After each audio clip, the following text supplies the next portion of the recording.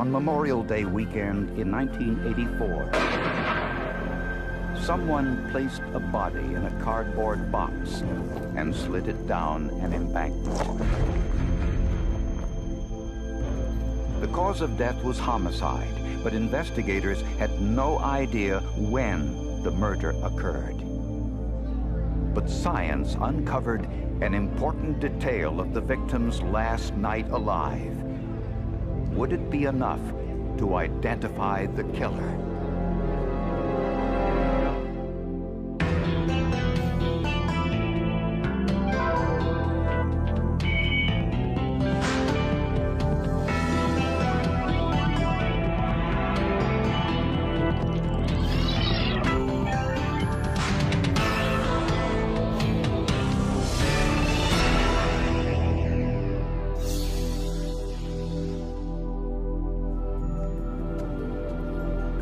On a Sunday morning, a fisherman enjoying the Juniata River in central Pennsylvania saw a large cardboard box at the river's edge.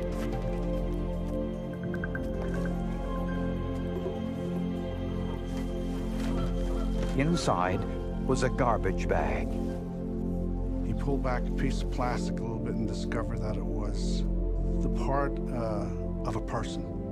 Didn't know male, female. The torso was later identified as female. The rest was a mystery. There was no indicator as to how she met her death.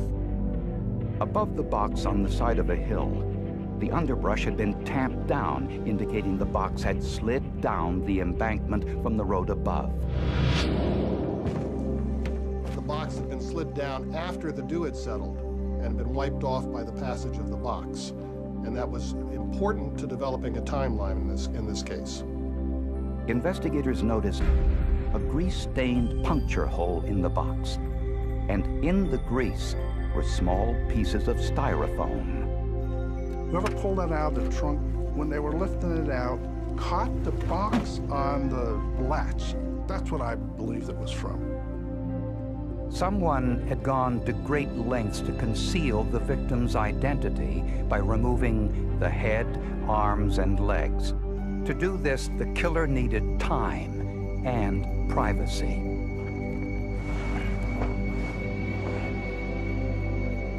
The part that didn't make sense to me about that was if someone could make a person's head, arms, and legs disappear from that day until this day, they could easily make the rest of the body disappear. So there was some reason for the body to be discovered. The body had 3 large moles and a scar on the abdomen. Blue jeans and a belt with a zodiac buckle were the only other keys to the victim's identity. At the autopsy, the pathologist found evidence of insect activity, which was sent to a forensic entomologist for analysis. An entomologist is an expert in the study of insects. He identified the eggs as those of the blue-bottle fly and the black blowfly, both common in many areas of the United States. The weather conditions around the time the body was discovered and the stage of the egg and larvae development allowed the entomologist to provide a rough estimate of the time of death. It was roughly 2 days prior to our finding the torso. This meant that the victim died sometime late Friday night or early Saturday morning. The autopsy was not able to identify the cause of death.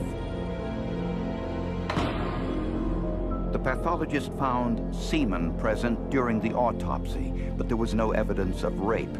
And there was no way to identify the man since this was before DNA testing. Police knew that in order to identify possible suspects, they first had to identify the victim. We said from the very beginning, if we find out who she is, we'll find out who killed her. Missing persons reports were checked, but no one fit the description of the torso. 7 months later, she was buried, still unidentified, in an unmarked grave, and soon forgotten. 1 year later, A telephone call changed that. Report an emergency. 1 year after Jane Doe, the unidentified murder victim, was buried in a pauper's grave in Pennsylvania, police received what at first was a routine telephone call. A woman told police that her ex-sister-in-law, Edna Posey, had been missing for a year. She was able to provide police with a detailed physical description. She started explaining how Edna would say, "Oh, I can't wear a bikini because of my moles." This sounded strikingly similar to the birthmarks found on the body, their Jane Doe of a year earlier. The caller also said Edna Posey always wore a belt with a zodiac buckle. Edna Posey was a 31-year-old single mother of an 11-year-old boy, Randy. And she was no stranger to the seedy side of life in the nearby city of Harrisburg. She was what would generally be perceived as a tramp. Unstable relationships, short-term, problems with alcohol, and not having a stable home environment for Randy, among other things. Edna was not your, I shouldn't say nicest person, but was sort of wild. Edna's wild streak usually involved men and alcohol. She would meet men in bars, quickly move in with them, and just as quickly move out, only to repeat the same pattern again and again. And she would sometimes disappear for months at a time without saying a word to anyone. Edna was able to admit that her life was out of control and had asked Donald Ruby, her son Randy's Boy Scout leader, if Randy could move in with him. Donald Ruby had a Boy Scout troop that was comprised largely of boys who had problems in their lives. Most of them were in families with mothers only. The boys had been into trouble, and Donald took this group of boys and formed his own troop with it. Randy moved in with Donald Ruby and his wife and lived with them as if he were their own son. 42-year-old Ruby worked as a machinist and had no children of his own. While many applauded him for his efforts with troubled youngsters, some questioned his motives. Well, it's in the eye of the beholder. He did some things that I would have winced at myself, such as the kissing on the lips and so forth. I was never that way, even with my own children. Edna moved 150 miles away to Virginia, where she took a job as a dental technician while trying to get her life back on track. This is Edna's co-worker, who asked not to be identified for fear of her safety. She was saving her money, and sometimes in that particular time period, she met a young soldier in the Army band in Virginia, and they became quite close, and was going to move in together and bring Randy down to be with them. And police believe that Donald Ruby was threatened by the loss of Randy.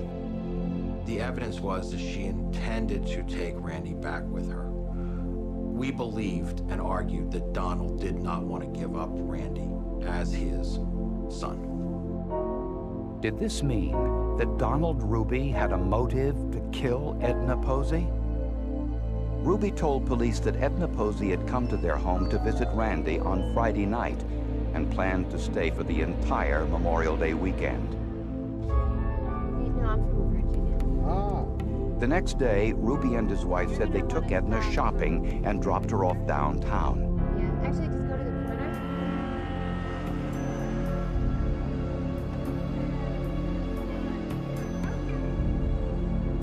We'll see you back here like 5:30, right? Okay, great, thanks. Bye. When they returned later to pick her up, Edna never showed up.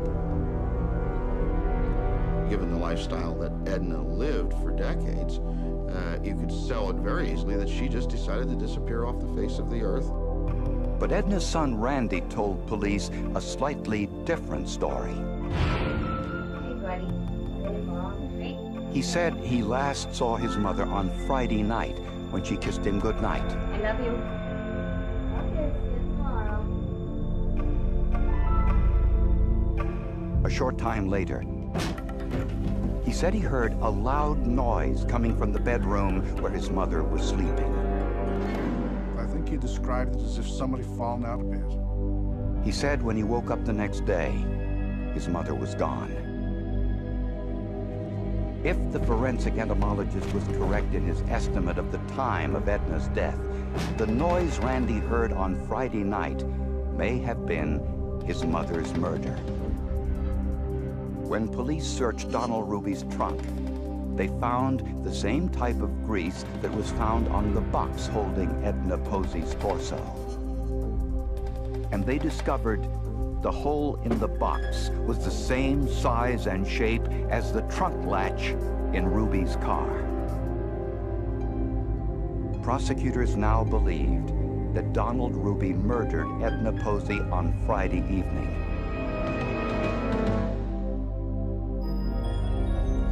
When Donald Ruby was charged with the murder of Edna Posey, police heard some unsettling news about his life with Edna's son, Randy. We had testimony that when they would come home from camping trips, he would physically touch Randy's private parts, allegedly to feel for ticks. So yes, there was some direct evidence of pedophilia. He was looking for ticks, but he would examine around the crotch and the rear end a little bit more than a parent probably would explore. Prosecutors said that was evidence of pedophilia, that Ruby had a sexual fixation with Randy and killed Edna to keep her from regaining custody of her son. They said that the grease and styrofoam evidence on the box containing Edna's body, though circumstantial, tied Ruby to the crime. 3 years after Edna Posey's disappearance, Donald Ruby was convicted of her murder and sentenced to life in prison. Edna's family and friends believed that a cold-blooded killer had gotten justice. How could you do this? How could you do this to another person? I mean, it wasn't like he just shot her and, you know, there was no pain and she just died. It was the cruel, cruel way that he killed her. And it was just almost unbelievable to me that you could do that to another human being. From behind bars, Donald Ruby maintained his innocence. He said Edna had countless low-life lovers and any one of them could have committed the crime. His lawyers petitioned the court for a retrial. They claimed there was no proof Donald Ruby was a pedophile and that his rights were violated when jurors heard that testimony. Ruby's defense attorneys also decided to have the forensic evidence re-examined. So they called Dr. Neil Haskell, one of the country's premier forensic entomologists. Dr. Haskell analyzed the eggs and larvae from Edna Posey's body. Flies lay eggs, which develop into larvae and then into flies. But in reading the medical examiner's report, Dr. Haskell noticed an inconsistency. At the autopsy, the medical examiner said he found eggs, but not larvae. And he noticed something else. At the original autopsy, the eggs were scraped from the body and placed in a petri dish. The scrapings also contained bits of flesh and blood. This meant that the eggs had 3 additional days to feed on the flesh and develop before they were analyzed. I'm trying to avoid saying the coppers screwed up. I'm trying to be professional and diplomatic. Dr. Haskell analyzed some of the eggs found on Edna Posey's body. After 3 years, they were so dry, they were almost dust. They were then placed in a saline solution to rehydrate them. Dr. Haskell believes these eggs were on Edna Posey's body for only a short time, meaning that Edna Posey was killed sometime late Saturday night or early Sunday morning, not Friday night, as the original entomologist estimated. Scientific entomological evidence that was presented in this case clearly showed that the time when the death of this individual had taken place had to be much shorter than what the prosecution was alleging. The meteorological evidence also pointed to early Sunday morning. When the fisherman found the body on Sunday morning, he said there was no dew or condensation along the path the box traveled down the embankment. And another factor supporting this time frame was the autopsy report. The medical examiner said there was motile or moving sperm in Edna's body at the autopsy. Sperm remains motile in a deceased person for only 24 hours after death. Donald Ruby had an alibi for all day Saturday and Saturday night. After 6 years in prison, Donald Ruby was granted a new trial. And Ruby's new defense team had a surprise piece of evidence. New DNA testing of the semen found during Edna Posey's autopsy uncovered a tantalizing clue about her last night alive.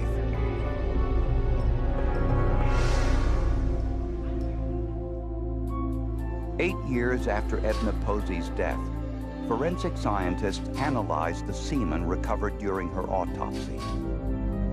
This time, using new DNA technology which wasn't available at Donald Ruby's first trial. In a shocking development, DNA testing revealed there was semen from 3 different men. And Donald Ruby's DNA was not among them. The autopsy notes revealed that the semen contained motile sperm at the time of the autopsy. Sperm remain motile in a dead person for only 24 hours. We had at least 3 people, by the evidence, who were with her and had sex with her less than 24 hours before her body was discovered. We were able to exploit that in the trial by planting the suggestion that Edna, true to form, had gotten on the wild side when she was dropped off in Middletown by Don. At Donald Ruby's second trial, his defense was the same as the first trial, that he and his wife dropped Edna off on Saturday morning to go shopping.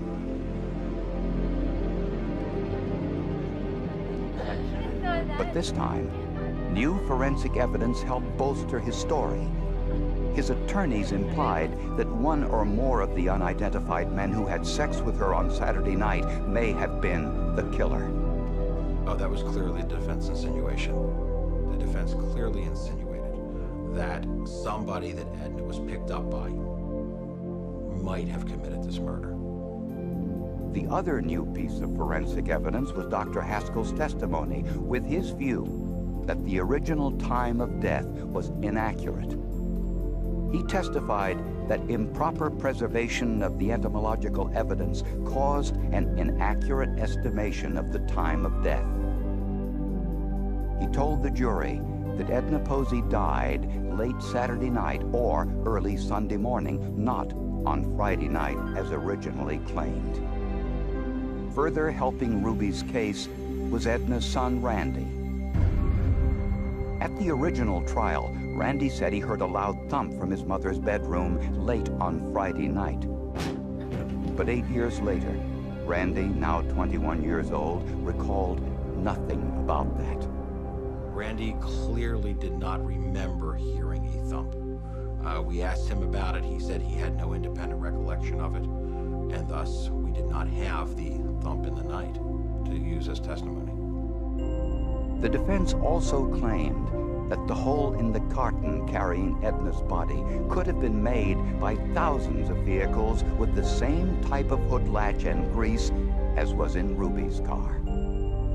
After a 9-day trial and 6 hours of deliberation, the jury found Donald Ruby not guilty, a verdict which baffled Edna's friends and family. Just a total state of shock. They could not believe this had proven a case, and then to have it thrown out like that, and a murderer walking the streets. And I think it was a concern to a lot of people in the area, especially people who had testified against him. There's some ducks along the highway. You said you learn to appreciate things better when you lose them. You don't have to go on. You learn through experience, never try to figure out a jury. Never try to figure out a jury. And I don't know what the jury thought, but they made their decision, and I'll live with it. And the case, while officially closed, remains open in the minds of those involved. Who should be scared of Mr. Ruby? Virtually anyone with children. I don't propose to be an expert in pedophilia, but certainly be my lay opinion that a leopard doesn't change its spots. I'm convinced that Don did not kill Edna. He might have had reason to, but he did not do it. Who did kill her, I have no clue. I just don't, I know it's not Don. Donald Ruby left town soon after the trial, and no one, not even his own lawyers, know where he is today. I have had a letter that he sent me later that year. It basically thanked me for testifying on his behalf, and that he was going to have a certain place in his heart for the welfare of the flies in the future.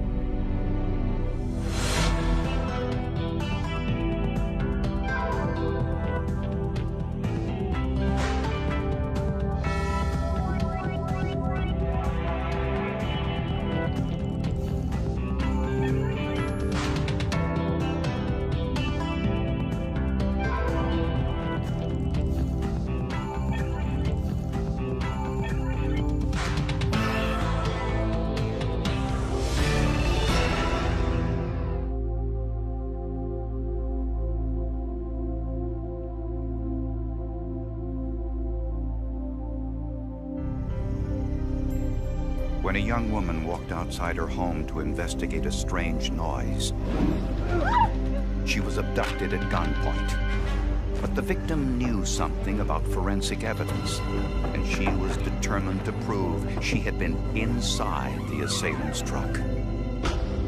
The clue she left behind and her recollection of detail led police straight to the criminal's front door.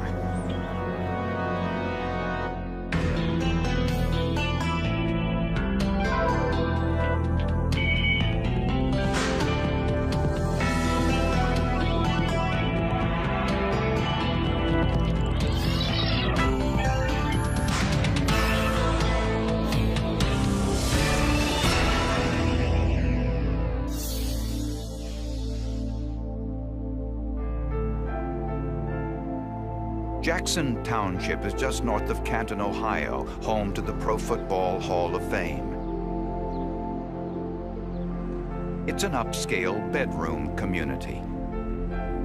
Much of the area is undeveloped, especially along the old Erie Canal. We have even areas where there's cows, and we get calls for cows and livestock in the roadway. The McKernan family lived just 2 blocks from the canal. 18-year-old Stephanie McKernan shared the home with her husband, Jamie, and his 18-year-old sister, whom we'll call Megan. On Saturday night, May 6, 2000, Stephanie and Megan were outside when 2 men in a pickup truck stopped to talk.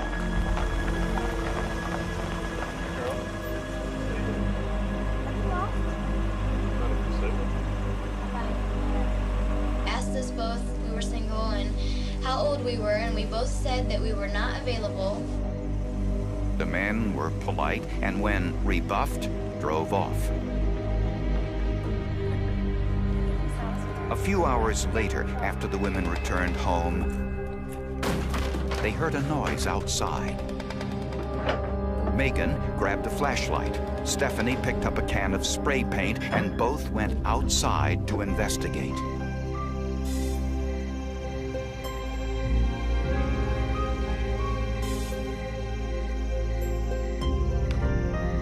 Hey, girl. They were met by a man with a rifle. We talked to the police about you. He claimed to be a police officer and ordered the girls to get into his truck. And we were like, no. So he put the gun in both of our faces numerous times and asked us, do you want to die? Do you want to die? Do you want to die?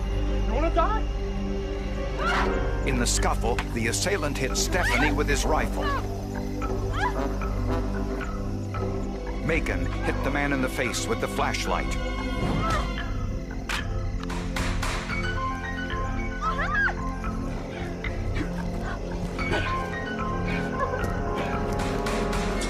He then grabbed Megan, dragged her down a hill to his pickup truck, and drove off.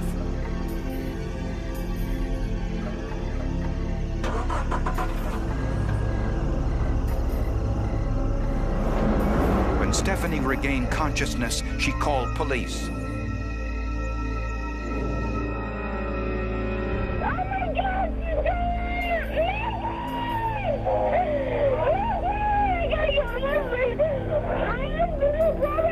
Did you happen to get a license plate? I didn't get a license plate. I know the truck had a cap on it. I think it was blue. When police arrived, Stephanie was hysterical, and she was unable to provide much detail about the crime. Police were skeptical, since the McKernan boys had numerous prior run-ins with police. They're always running their motorcycles through the yards up and down the street. They're always having a party. They're always doing something. We're always down here for something. There's got to definitely be more to this than what we know. But there was evidence at the scene to corroborate Stephanie's story. Officers found Megan's sweatshirt and sandals, along with the cover for the scope of a rifle.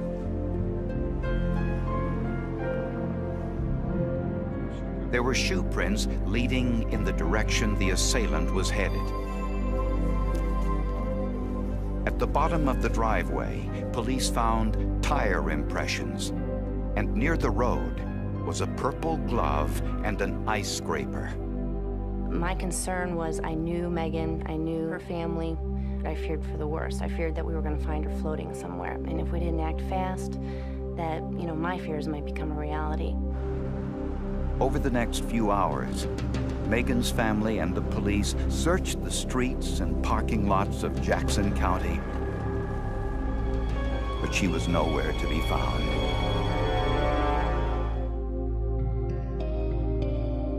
"18-year-old Megan McKernan was kidnapped at gunpoint from the backyard of her home. Evidence left at the scene showed signs of a struggle, but revealed little about the kidnapper's identity. This was obviously someone that Megan had no knowledge of, that they were not familiar with, and that this was actually a legitimate thing that had happened to Megan. While investigators interviewed Megan's family and friends, a police officer kept watch at the crime scene. Suddenly, the officer saw a woman running towards him. It was Megan McKernan. Her first words was, "I have been raped." Although battered, Megan was fortunate to have survived her 2-hour ordeal. An hour before, we were looking for her in a ditch, so to see her come running towards me was definitely a happy moment. Police rushed Megan to a nearby hospital, which had a special unit to treat rape victims and preserve crucial forensic evidence. Nurses carefully collected and documented all of the evidence they could find, and also preserved her blood-stained clothing. Police photographed scratches on Megan's face and other injuries, including cuts and scrapes to her back and arms. She did what she needed to do to get through the situation, and that is the success in itself, is to make it out alive. Megan told police the assailant drove her to Boyd's Corner, a remote location about 5 miles from her home and assaulted her in his truck. I was trying to push him off me, but he had my hands up above my head with one arm, and then he was holding like himself up on the seat with the other. He said he'd like to have a girl like me. He'd like to get married to a girl like me, that I am so pretty, and that he's so sorry for beating me up.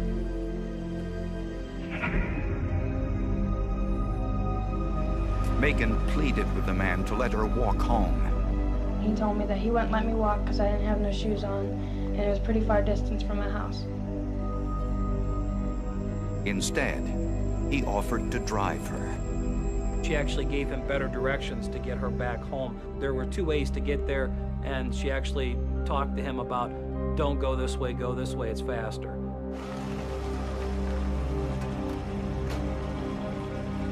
He dropped her off a block from her home. Megan was able to recall many important details about her assailant and his truck. She said the truck was a Chevy S10, blue with a dark cap. There was an air freshener with the Tweety Bird cartoon character hanging from the rearview mirror. The interior was muddy with holes in the bench seat. Megan remembered grabbing the truck frame in a desperate attempt to resist her attacker. She definitely wanted to leave some type of sign or some type of calling card, if you will, that she was there, that this had taken place, just in case she didn't make it out alive. She also said the back end of the truck may have been dented. Because when we went down to Boyd's corner and he turned around, he backed up to the guardrail and he hit the guardrail pretty hard. Megan described her assailant as a stocky blonde man with facial hair about 6 feet tall with piercing blue eyes. Between his eyes was a crescent-shaped cut caused when Megan struck him with the flashlight. She kept her eyes open and she looked at his face and his body. So she was able to describe portions of the man that a reasonable stranger wouldn't know. Actually, plenty of prints. Forensic scientists measured and photographed the shoe and tire impressions outside the McKernan's home. Several of the shoe impressions belonged to Megan's family, but there were a number of unidentified shoe impressions, presumably those of the assailant. At Boyd's corner, where the assault took place, police found more tire impressions and scuff marks on a guardrail. Boyd's Corner is an isolated area on an abandoned road leading to a cul-de-sac. Because it was a gathering spot for teenagers, police assumed the assailant was a local man, familiar with the area. The use of a weapon also suggested this wasn't his first crime. We wanted to make sure that the person who did this to her wasn't out there hunting someone else. So we wanted to make sure the community was aware of the information. Police appealed to the community for help. A newspaper article appeared 3 days after Megan's assault, asking if anyone recognized the description of the assailant or his truck. That same day, police received an anonymous telephone call. Jackson Police Department, how may I help you? Jackson Police Department, how may I help you? An anonymous caller told police where they could find a truck similar to the one they were looking for in the Megan McKernan assault case. We go to the address that was given to us by the anonymous caller. There's the suspect vehicle. It matches perfectly. It's a blue Chevy truck with a black cap.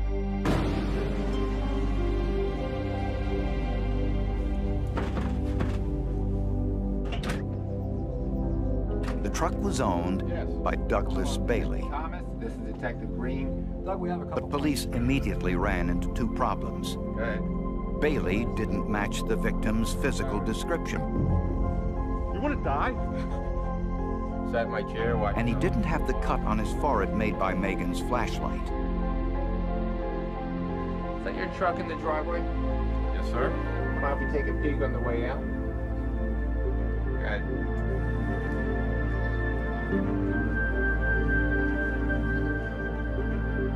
But then, police saw the Tweety Bird air freshener, the same one Megan had described, hanging from the rear view mirror. And behind the front seat was a rifle similar to the one the girls described.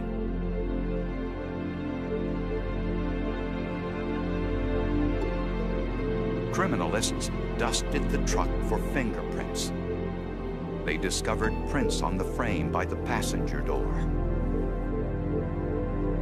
By using a special adhesive strip, they lifted those prints for analysis. They were found next to the passenger's door and were in a smeared condition, which would, in my opinion, indicate that someone had been forced into the vehicle or attempted to be forced into the vehicle. Floria then compared those prints to Megan's, looking specifically for individual ridge characteristics. No two different people have ever been found to have the same fingerprints. That's based upon the individual ridge characteristics, the bifurcations, the ridge endings, the enclosures, the short ridges, which we find in a known fingerprint. Megan's fingerprints had the same ridge characteristics and spacing as the fingerprints on the truck. Those fingerprint impressions were made by the right index finger, the right middle finger, the right ring finger, and the right little finger of Megan McKernan. With a search warrant, police confiscated a pair of boots from the Bailey home to see if they matched footwear impressions found at the crime scene. They can be like a fingerprint insofar as they can be individualized as having been made by a specific shoe to the exclusion of all others. Floria says shoe soles develop tiny cuts from stepping on objects such as glass or stones. These accidental characteristics are unique to each shoe. Using fingerprint dusting powder, Floria covered the sole, then used a sheet of adhesive tape and a roller to create a copy of that sole.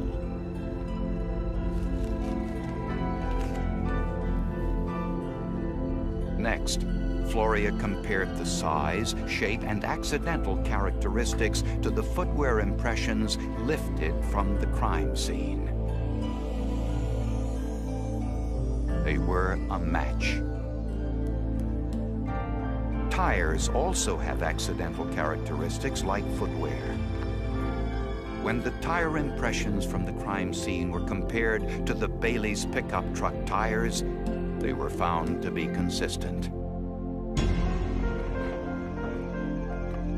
There was a glove that was left at the scene. The other match was inside the vehicle itself.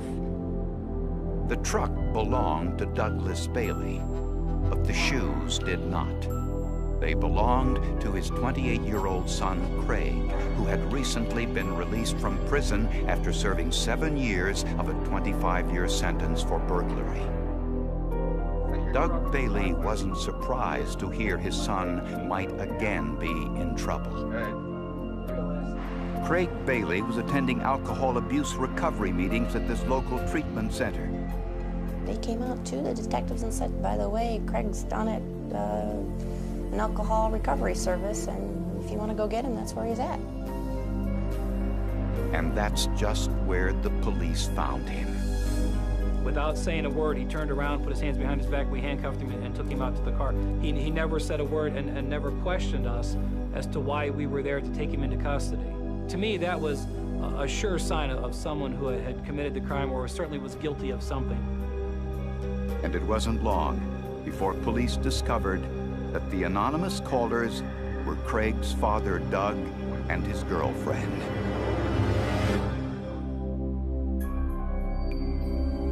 Police suspected 28-year-old Craig Bailey, a career criminal, was the man who kidnapped and assaulted 18-year-old Megan McKernan. Megan's description of her assailant fit Craig Bailey perfectly, even the crescent-shaped cut between his eyes. Megan selected Craig Bailey out of a photo lineup of 6 people. She did not hesitate when she selected the person that did this crime to her. Doug Bailey told police that he and Craig were on their way to a movie when Craig stopped to speak with Megan and her sister-in-law, Stephanie. How about you? I have a boyfriend. How old are you? 21. Later that night, Craig dropped his father off at home and said he was going out to meet some friends. His father had no idea his plan was to return to the girl's house. Despite overwhelming forensic evidence against him, Craig Bailey refused to accept a plea bargain and pleaded not guilty at the preliminary hearing.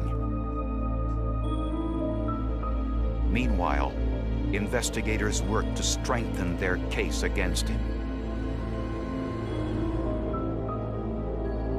Forensic scientist Jennifer Bloink analyzed Megan's rape test kit with a chemical called Brentman's reagent.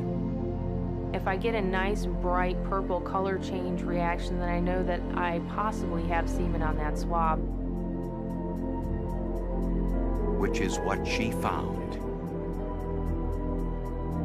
Bloink also tested the samples with Fetabase tablets, which react when coming into contact with amylase, a digestive enzyme found in saliva. What a Fetabase tablet is basically a starch that is chemically connected to a dye. The test turned deep blue, meaning saliva was present. Those samples were subjected to a DQ-alpha DNA test. Test strips analyze 6 specific locations on the DNA strand. Craig Bailey's DNA matched the semen and saliva samples from the rape test kit. Only one person out of 3,000 people would have the DNA profile that we detected from the semen on the thigh, if all of those individuals happen to be Caucasian. And finally, a bloodstain found in the pickup truck matched Megan's DNA. There was a literal mountain of evidence to suggest and to prove that he in fact did commit the crimes of felonious assault, rape, and kidnapping. Megan's blood inside the truck and her fingerprints positioned in a way that clearly demonstrated she was forced into the vehicle all prove these points to the jury.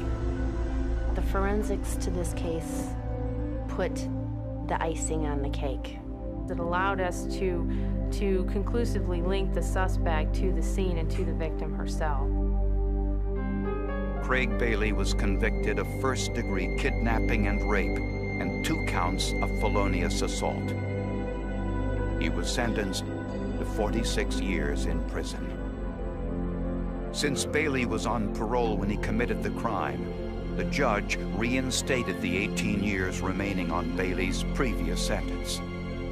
He didn't show any anger, he didn't show any remorse, he didn't show any incredulity. I believe by the time he would get out would be approximately 81 years old. If it wasn't for Megan, we might not have had a conviction. There could have been a dynamic attorney in there that would have maybe confused or polluted the issue of was it, a real crime. These girls, we asked them to come back, or just enough to put a little bit of reasonable doubt to the mind of the jury. So it was Megan and her articulation and her conviction and her willingness to survive and make it through that made the case. Hey, girls. Investigators say everyone can learn from Megan McKernan's quick thinking and amazing recall. Leave pieces and parts of whatever you can behind. Ripped clothing, hair, fingernails. Dig in. Have at it. Don't go away and leave us nothing, because what we might find will be just what's left over of you.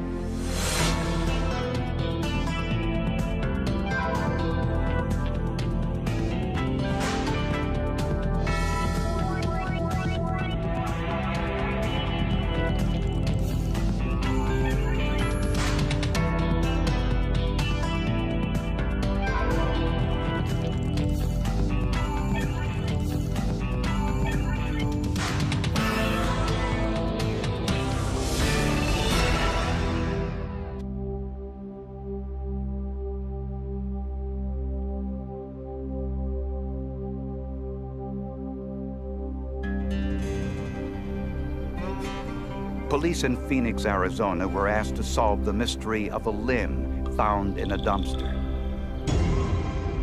From just a small body part, archaeologists, toxicologists, and DNA scientists pieced together enough information about the victim to lead police to the killer.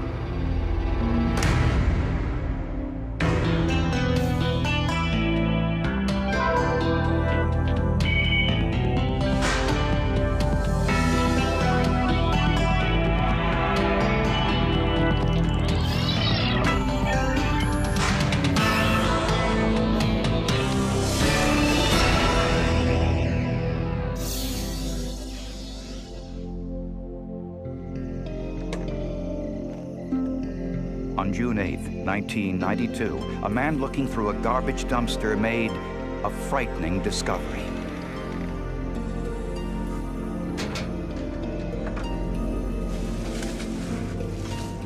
A dumpster diver found a large plastic bag, which he unwrapped, not knowing what was in it, and discovered this severed leg. There was also a saw. Phoenix homicide detectives Rico Fragoso and Joseph Petrosino were first on the scene.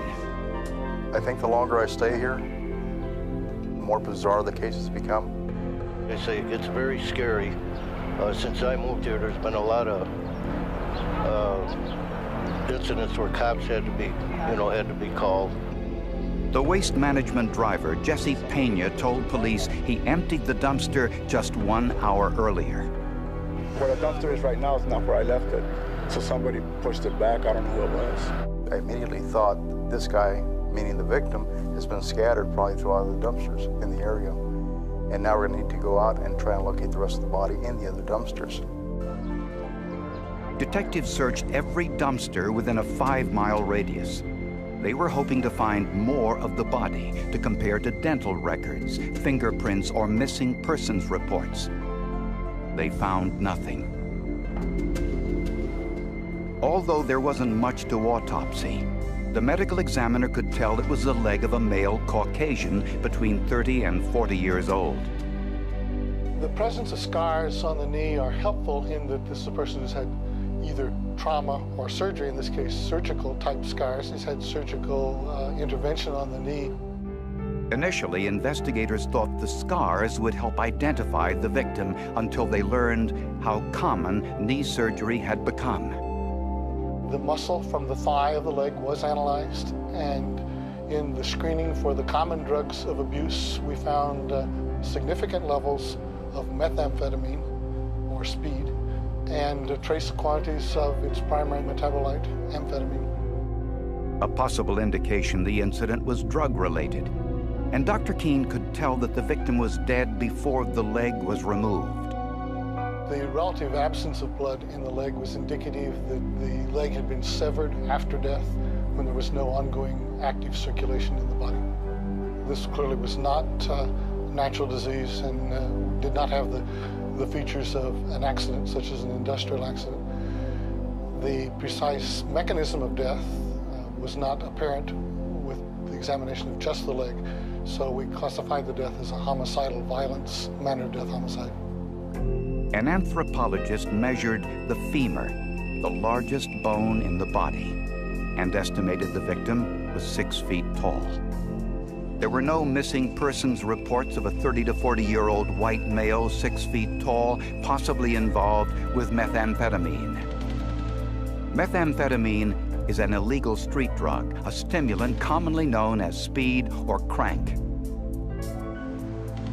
By the mid-1990s, authorities say that Mexican drug lords were funneling huge amounts of methamphetamine into Arizona. Methamphetamine overtook cocaine as the #1 drug of addiction reported by Arizona drug treatment centers. With the rise in the use of methamphetamine, there was also a rise in the number of people involved in manufacturing and distribution.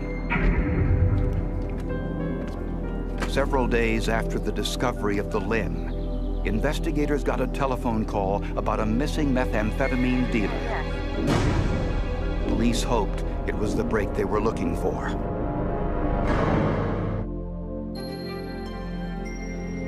Police in Phoenix, Arizona had a seemingly impossible task: to find a killer loose in their city when their only evidence was a severed leg.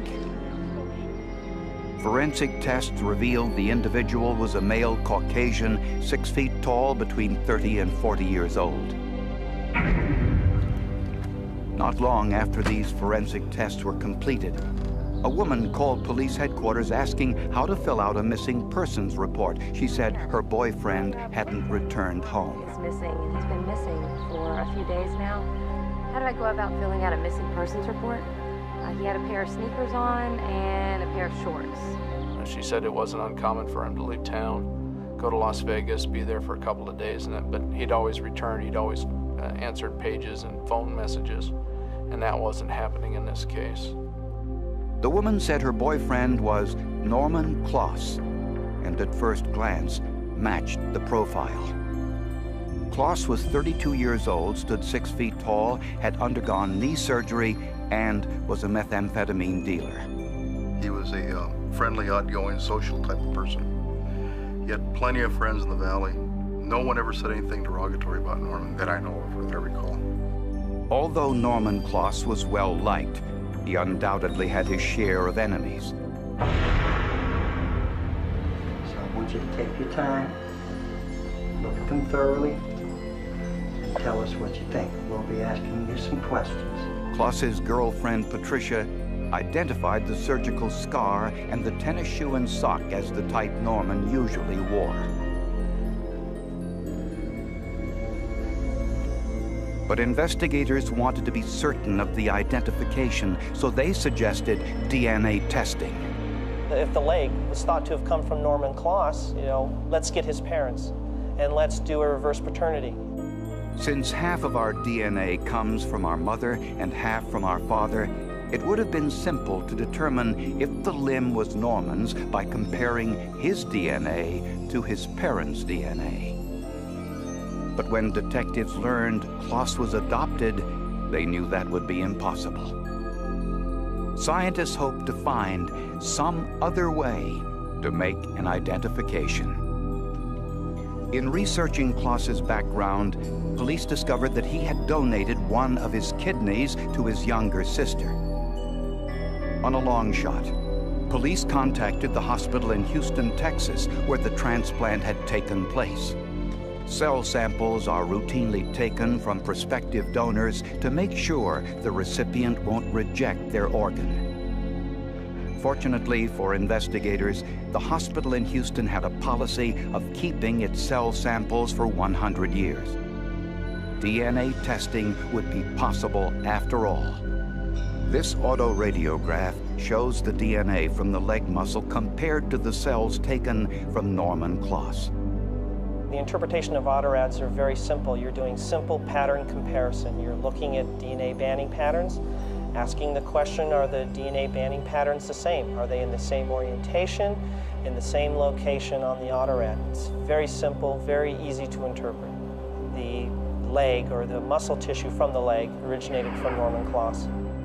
I'd never had a DNA case before, prior to this, where we had matched up anyone like that. I was very ecstatic when I found this out, and I notified his family back in Texas. Now that police had positively identified the victim, their focus turned to identifying the killer. I was concerned there was someone out there that had either lost it and was going to cause a lot of more grievance to the Phoenix Police Department. Police began questioning Norman's friends to determine his whereabouts on his last day alive. Norman's girlfriend, Patricia, was the most helpful. We learned from her that Norman had kind of a color as a methamphetamine cooker. One of the people that he probably had seen last was his business partner, who was also a methamphetamine cooker by the name of Graham King. And the two of them had been friends for a long time, but had recently had a falling out and had become rivals in the drug business. Detectives found Norman Kloss's car just a block away from King's home. With a search warrant, detectives wanted to find a safe way to search King's home, which was a fortress. 2 vicious Rottweilers guarded the backyard. Cameras were mounted outside, giving King a 360-degree look around the entire circumference. Gun ports provided a clear shot to every inch of the property. The doors and windows were reinforced. Anything less than a bulldozer wasn't going to get you in a timely fashion. And certainly, as a drug manufacturer, that would give him time to dispose of a lot of the evidence. Police waited until King walked outside to his car before serving the search warrant. Once inside the house, investigators uncovered an arsenal.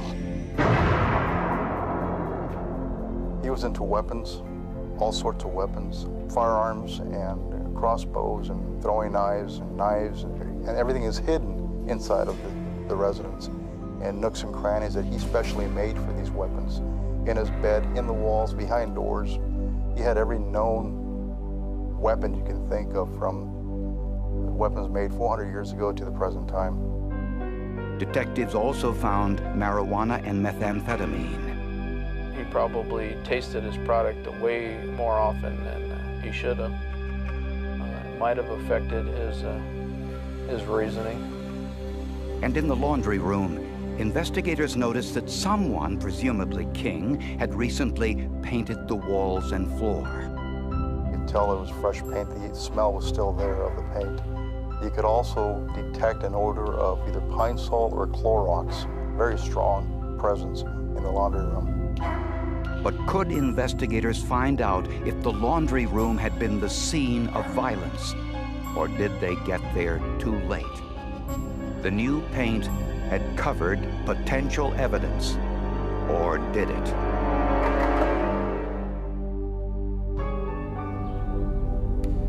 In the laundry room of Graham King's home, the walls and floor had recently been painted and the room disinfected. Either King was a meticulous housekeeper, or he had gone to a great deal of trouble to hide something.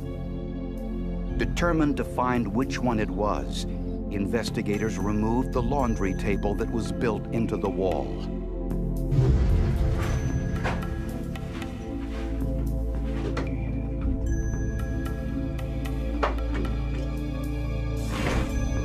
Hey, Rico, take a look at this. Behind the table were some tiny spots. We found some spots which we believe to be blood. We took samples of that, and then we cut out the entire wall. The spots were evaluated with a Kastle-Meyer test, which reacts with the iron component in blood. That test was positive.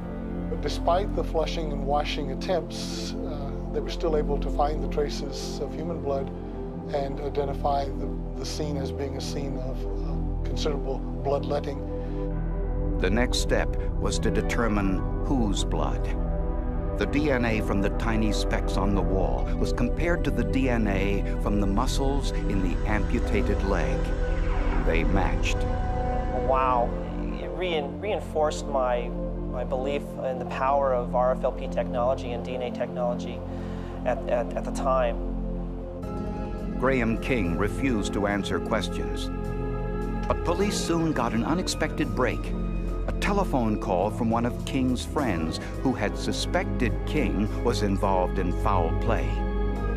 The caller was Troy Killop, who said he was working in Graham King's backyard when Norman Kloss went inside, but never came out.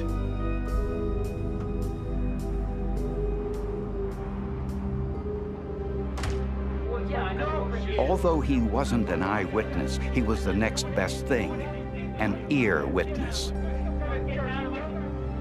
This is his audio statement to police. I heard a bunch of screaming, scuffling. I heard somebody yell, well, kill me, just kill me. The man screamed my name. I heard the gunshot, the whole deal. I heard him cutting the man up with an axe. I don't know for a fact because I can't visualize it, but I can reconcile with the sounds and the things that I heard. You know, and he'll never leave it. Troy Killop told police he waited for an hour, then knocked on the door to collect his tools. Staying on the front of the house. And he's done bars, all the doors are now all steel doors and stuff. And he comes out the front and he's shaking and quaking. And he was wearing different clothes at the same time. He says, come on, you come. And I step in and I smell nothing but heavy duty pine saw coming everywhere. I turn around, I walk out. Killop also said that King and Kloss were involved in a dispute, but it wasn't about drugs. It was about a woman. Graham King's girlfriend had been involved with Norman Kloss, and she might have become pregnant because of Norman Kloss. Graham King found out, and that's what caused, we think, or motivated the murder. This is a big drug operation, is what it all stems from. What kind of drug? The guy that got killed was this other guy's old lady, and that's why he got killed. Okay, it was methamphetamine. And they manufactured everything right there in King. Graham King was arrested and charged with first-degree murder. Despite the results of DNA tests and the medical examiner's opinion that Norman Kloss was dead before his leg was removed, Norman's girlfriend, Patricia, refuses to believe Norman is dead, which was evident when we asked her for an interview. Norman's not dead. His death was staged, and I just feel like the show is not based on truth, and therefore I can't in good conscience contribute to it. Patricia believes Norman faked his own death to avoid a drug-related confrontation. As prosecutors prepared for the trial, they had another challenge: persuading their primary witness to testify.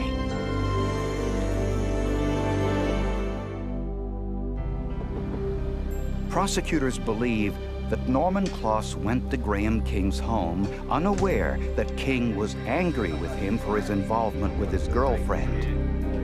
What's going on with you? Anything? What are you talking about? What do you mean? I'm not screwing my girl. The two argued. Yeah, what do you think I'm going to do about it?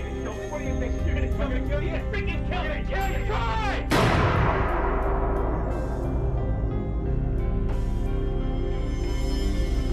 He placed the body into garbage bags. Sometime later that night, he dumped the bags in various dumpsters throughout the city.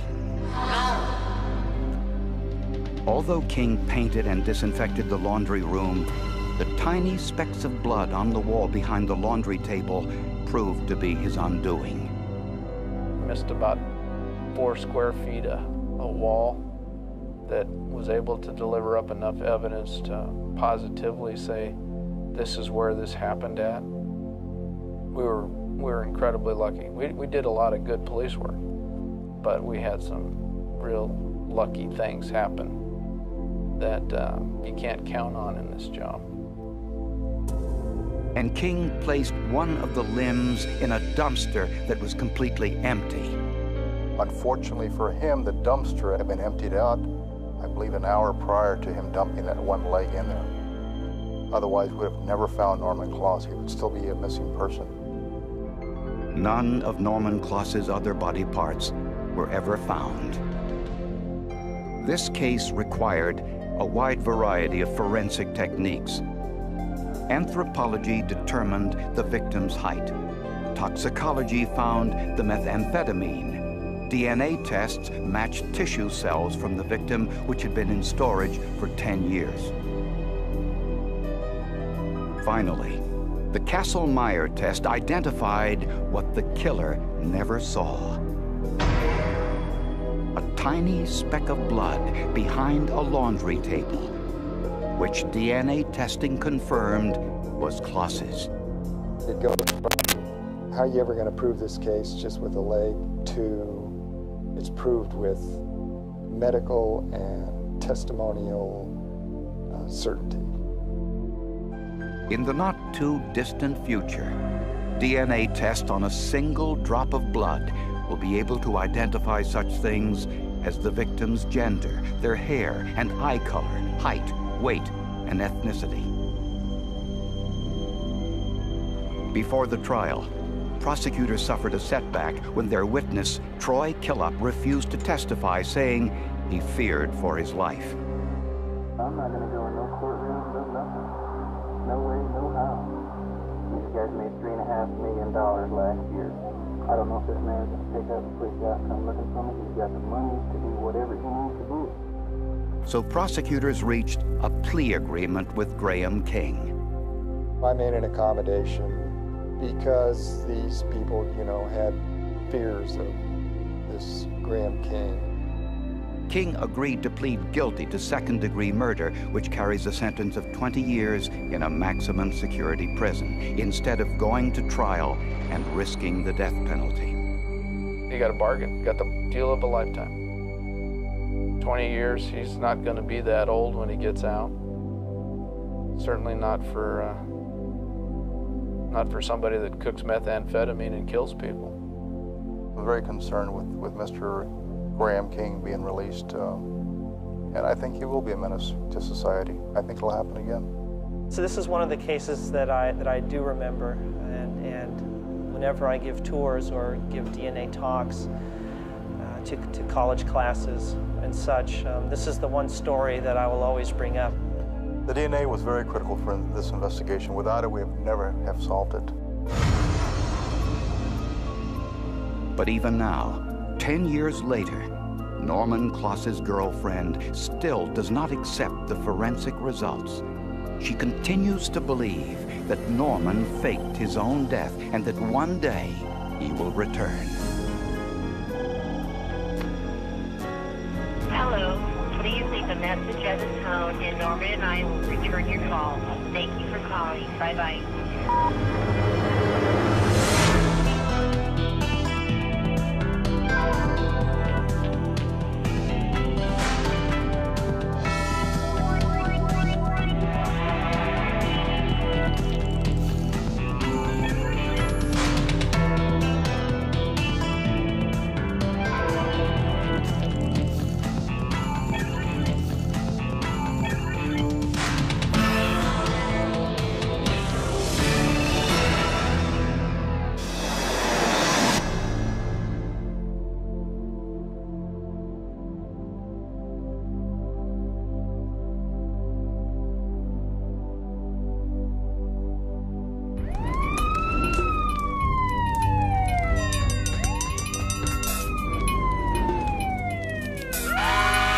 Firefighters risked their lives to rescue a man from a burning building.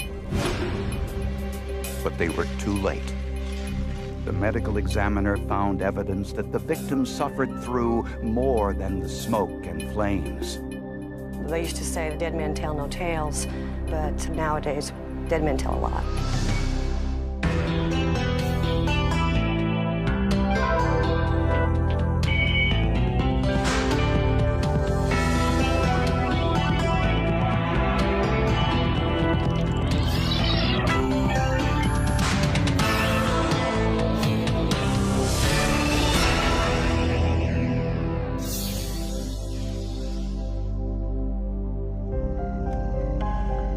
Around 5 o'clock in the morning on July 16, 1992, a motorist saw a house on fire in the residential area of Danville, Illinois. He ran to a nearby home for help.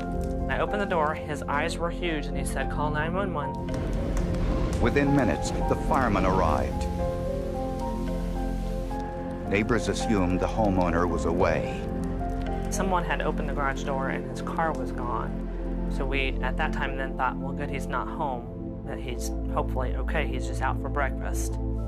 We fought the fire, it was quite intense, came back out on the porch, and then went back in again to do some overhaul, and that's when we saw him. It was the owner, 68-year-old Charles Lynch, known as Jack to friends. Although badly burned, Lynch was identified through dental records. I wish no one would have to see anything like that. Someone that has been burned to that degree is, I don't know, it's hard for us to explain. Jack Lynch was a lifelong bachelor with no children, but he treated the neighborhood children like his own. He was always there for me when I was a kid. So it was like he was there for my generation, and he was there for my kids when they were young. He was just part of my family. He was just like a grandpa to him. I guess you could call it, because Jack was a few years older than I. And he just fit right in with the family. One year when my daughter graduated from 8th grade, I didn't have much money. He made sure that she got a dress for the graduation, which meant a lot to me and her. After the fire was extinguished, investigators looked for the cause. The fire started on the ground floor, but in 3 separate areas. It was ruled arson, since fires don't start spontaneously in 3 different areas. They found drawers pulled open, mattresses overturned, and signs of disarray. But neighbors said Lynch was a fastidious man. Also troubling was the discovery of tiny bits of rope near Lynch's body, an indication he may have been bound. I don't think anybody was really guessing, other than something had apparently happened to him. He'd been tied up and then he'd been burnt in the fire. Since there were no signs of forced entry, it appeared that Lynch either knew his killer or had willingly let him inside. I can't see why anybody did it. But I hope and I pray to God that they find you before I do.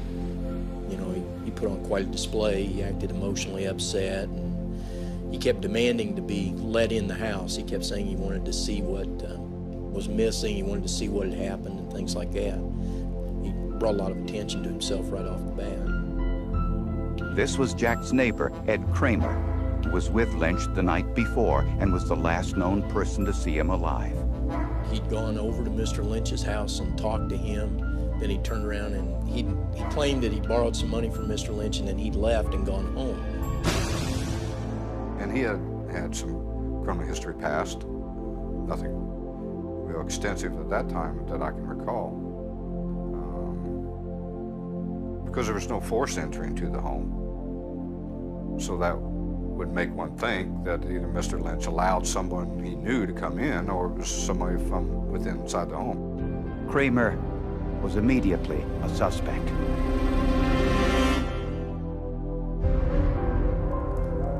Since the fire in Jack Lynch's home started in 3 separate locations at the same time, it didn't take fire investigators long to determine it was arson.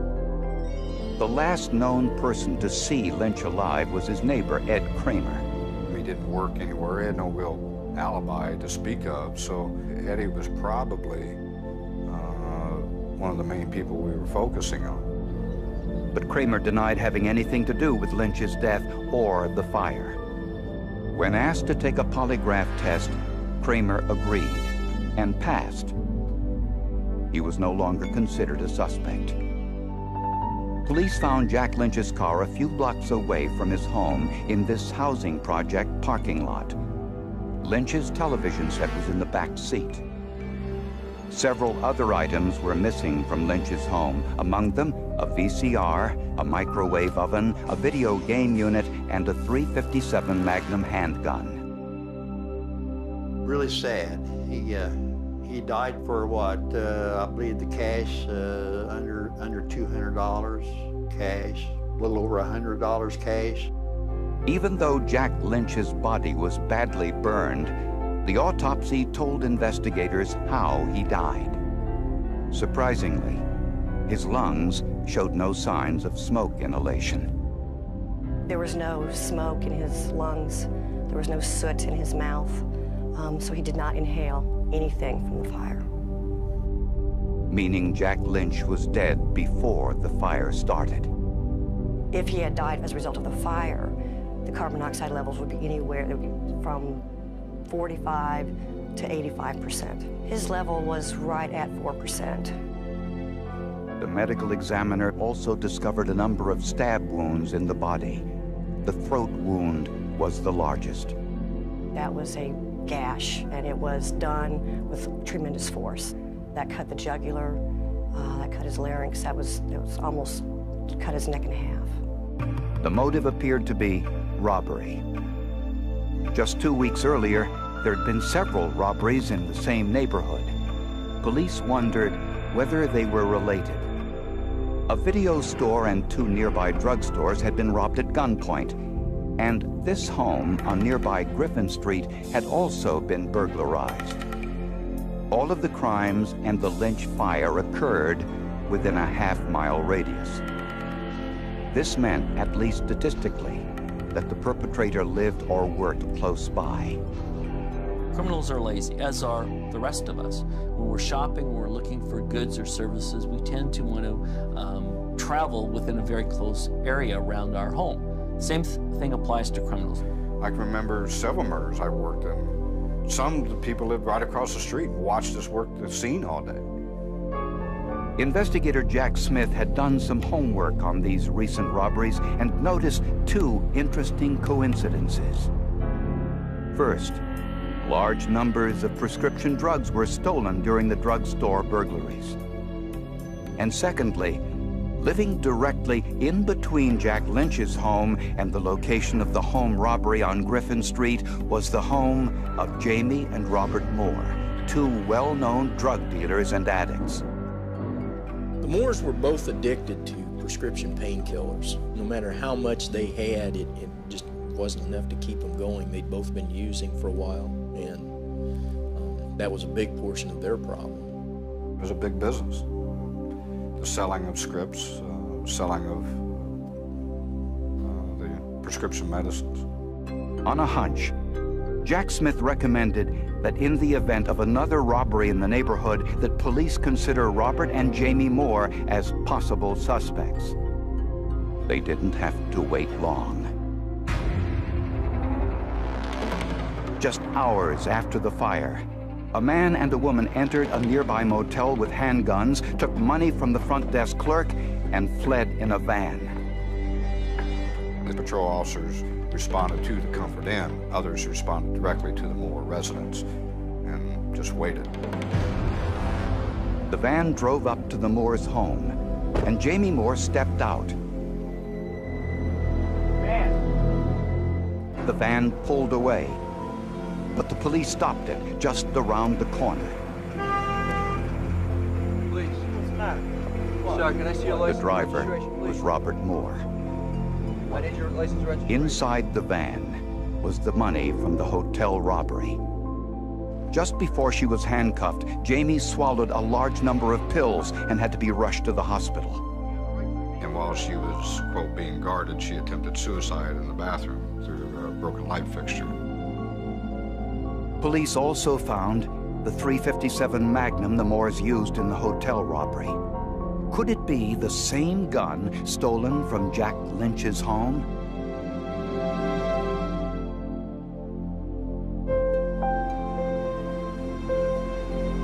When police confiscated Robert and Jamie Moore's van, they found the cash stolen from the hotel robbery and a .357 Magnum pistol. Talking to Bob Moore, we told him, hey, I want to talk to you about that gun that was in the van. We go, yeah. Where did you get it? And his response was, I got it out of that house the other day when I killed that guy. And my partner and I both just about fell out of our chairs, because there's no way it's ever that easy. In his taped confession, Robert Moore said he went to Jack Lynch's home to rob him. Man, Eddie's been causing trouble in my place. Anyway, I didn't hear him. We got to talk about this. Once inside, he overpowered Lynch, tied him with rope, then ransacked the house. But Lynch got loose.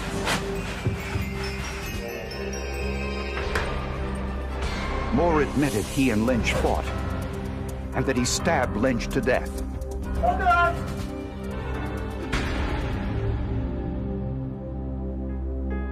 Moore said he stole what he could, then set fire to the house to cover up the murder.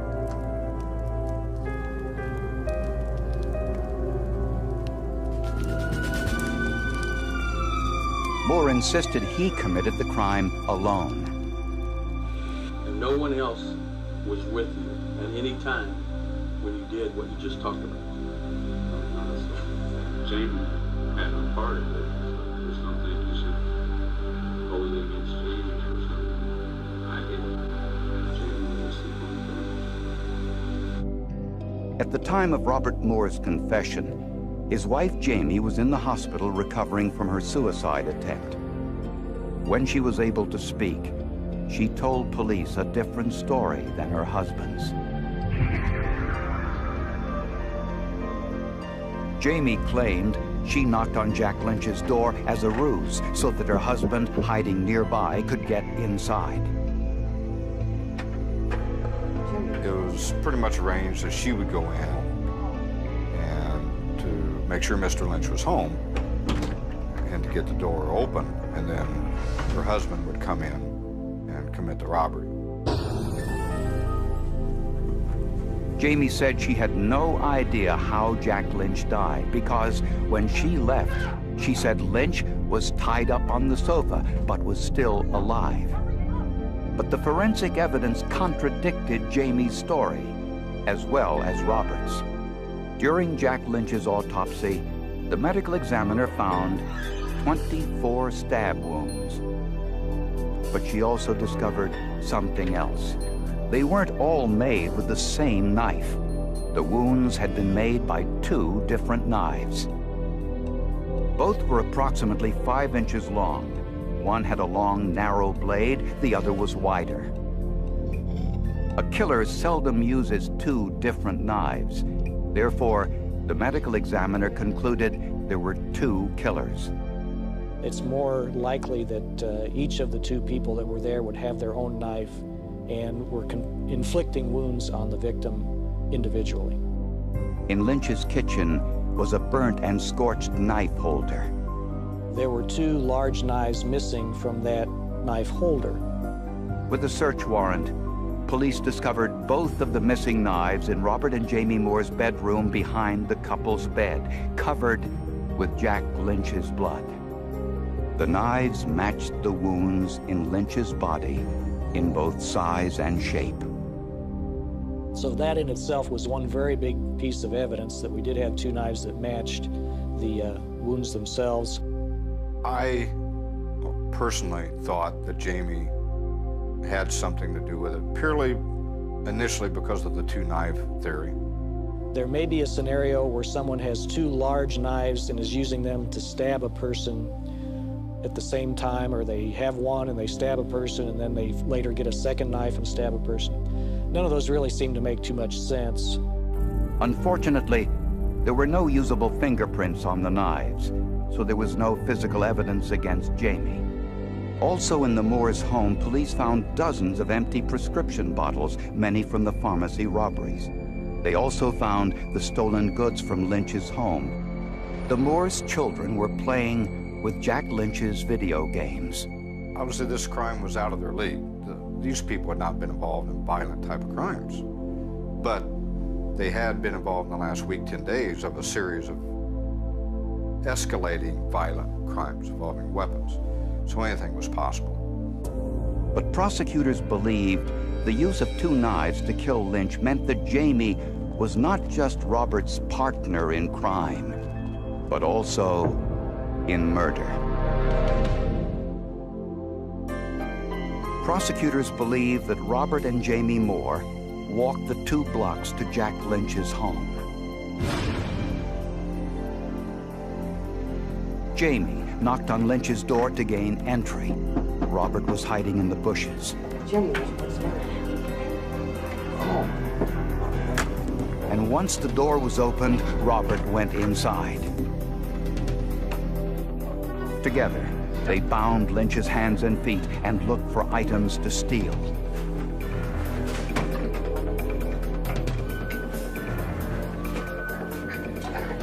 At some point, Lynch got free.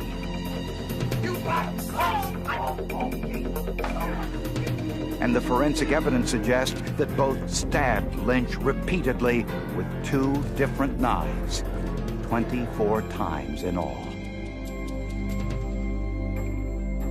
They loaded the stolen items in Lynch's car, started the fire to cover the murder, but made the mistake of setting the fires in 3 different locations, a common sign of arson. They also left behind remnants of the rope used to restrain Lynch. The Moores later abandoned Lynch's car a few blocks away. I parked the car. The TV was still in the car. I think if I could have heard it, I'd have it. Later that same day, still desperate for money, the couple robbed the Comfort Inn motel using the handgun stolen from Jack Lynch's home. Although police had 2 confessions, one from Robert Moore and the other from his wife Jamie, they differed in many respects. But on the crucial question of who killed Jack Lynch, they were consistent. Robert insisted he alone killed Jack Lynch. The forensic evidence contradicts that. I think that was probably another part of his reasoning for wanting to take the blame himself so Jamie could be home with the kids while he went to the penitentiary. He knew there was going to be sufficient evidence to link him up to the murder. And I think he told a story that he could formulate best in his mind to keep his wife from going to jail. In exchange for dropping the murder charge, Jamie agreed to plead guilty to armed robbery and to testify against her husband. It's not an easy thing for a person to agree to testify against their spouse, especially when that spouse might be looking at a death penalty. But the night before she was to testify, she attempted suicide once again. I made the decision that I was not going to bring her into court and try to force testimony out of her. I had no clue what she might really say once she got on the witness stand. Although Jamie's suicide attempt prevented her from testifying against Robert Moore, one of Jack's close friends, Kim Arwin, did testify about the kind of man Jack Lynch was. And she got the chance to look the accused killer in the eye. He was in there when I was on the stand. And he just had this look on him like there was no remorse whatsoever, no kind of feeling. And as I walked off, I looked at him like, I hope he rotted in hell for what he did. Robert Moore never changed his story, claiming that he alone killed Jack Lynch. Moore was found guilty of murder, but he escaped the death penalty and was sentenced to life in prison with no chance of parole. The vote was 11-1 in favor of giving death, but the one juror who stated he would not vote for death, as I understand it, indicated that he thought that Bob, if he were given life in prison, that Bob could perhaps be rehabilitated. I honestly feel the Moores went in there with the intent to kill Jack Lynch. It got out of hand and went from there. But what made it the felony murder was because it involved home invasion, robbery, weapons, and that made it the murder case. He just ripped the hearts right out of us when they took his life. It was like pulling a piece of my life and my kids, my whole family. And I don't know if he realizes what he did, but he'll never replace or be able to justify to me why he did what he did, or her. For her part in these crimes, Jamie Moore was sentenced to 39 years in prison. The geographic profiling, the determination that the crimes were related because of their proximity to one another and to the Moore's home, helped solve the case. Even in this day and age of mobility, you don't see that many people from out of town coming in and doing something and leave. It does happen from time to time, but the vast majority of crimes are committed by people that are pretty much to be your neighbors.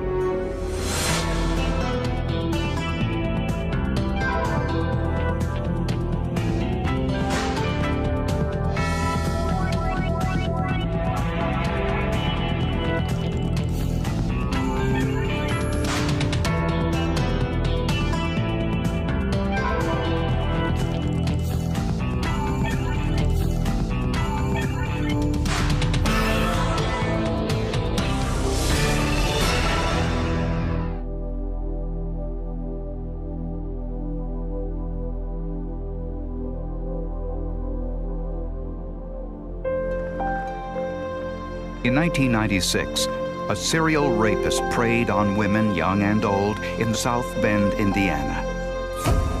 Eventually, 3 victims identified the same man as the perpetrator.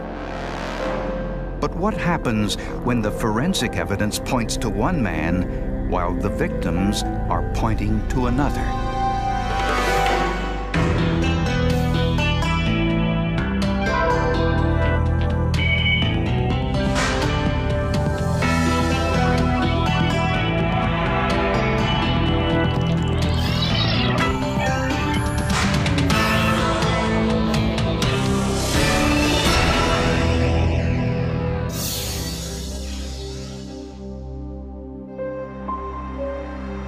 Throughout the spring and summer of 1996, police were investigating 4 sexual assault and burglary cases in the River Park section of South Bend, Indiana. All of the crimes occurred on weeknights between 8 and 11 p.m., and the descriptions of the assailant were the same. He was described as a young black male between 16 and 25 years of age, about 5 foot 8 inches tall, with a thin build. One of the homes broken into belonged to this woman, who was asked not to be identified. It had rained, it had stormed, and I was in bed.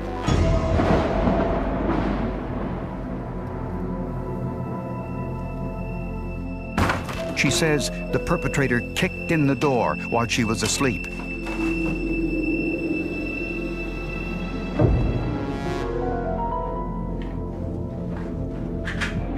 She says she didn't get a good look at him since during the assault, he covered her eyes with a shirt. First thing he said to me was, "Bitch, I want your money." In this case, he assaulted her, locked her in a closet, then stole her automobile. But he was clever and left behind very few clues. He wore gloves so he wouldn't leave fingerprints, and he wore a hood or mask to conceal his identity. I just tried to remember, just do what he tells you to do and you'll be all right. And I was. Detectives Sergeant Cindy Eastman and Ann Schellinger were investigating the crimes. There's nothing more stressful as an investigator than having a serial situation taking place, because we know until we solve this, there are going to be more victims. Although the victims described the assailant similarly, his MO, or method of operation, in each case was different. When we're looking at serial offenders, usually they stick with what works for them. They normally carry the same weapon. They normally approach the victim in the same manner. In some of the cases, the perpetrator used a knife. In others, he used a handgun. Sometimes he targeted young women on the street, and other times broke into the homes of elderly women. In terms of forensic evidence, investigators had very little.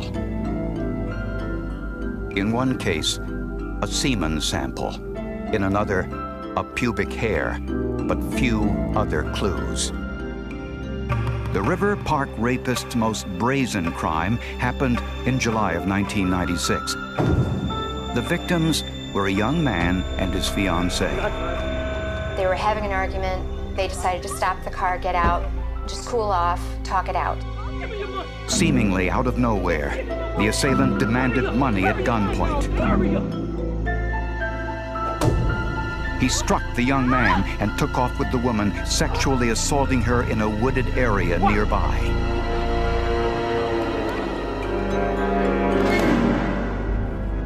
When the police arrived, their canine unit, armed with the assailant's scent, identified a trail. The dog walked past the tree line where the assault took place and continued into a field.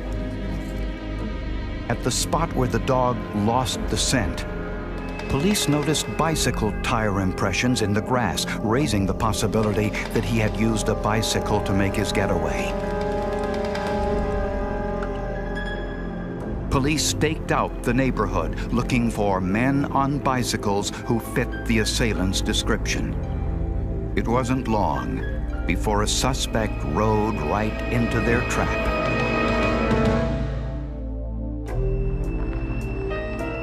Scores of police officers in South Bend, Indiana, searched the River Park area in a hunt for the River Park rapist. They were looking for a young black male living in the general vicinity of the crimes who was using a bicycle as his method of transportation. During a stakeout 3 months into the crime spree, a police officer saw a young black man matching the victim's description riding a bicycle just across the street from one of the crime scenes. The suspect was identified as 31-year-old Richard Alexander.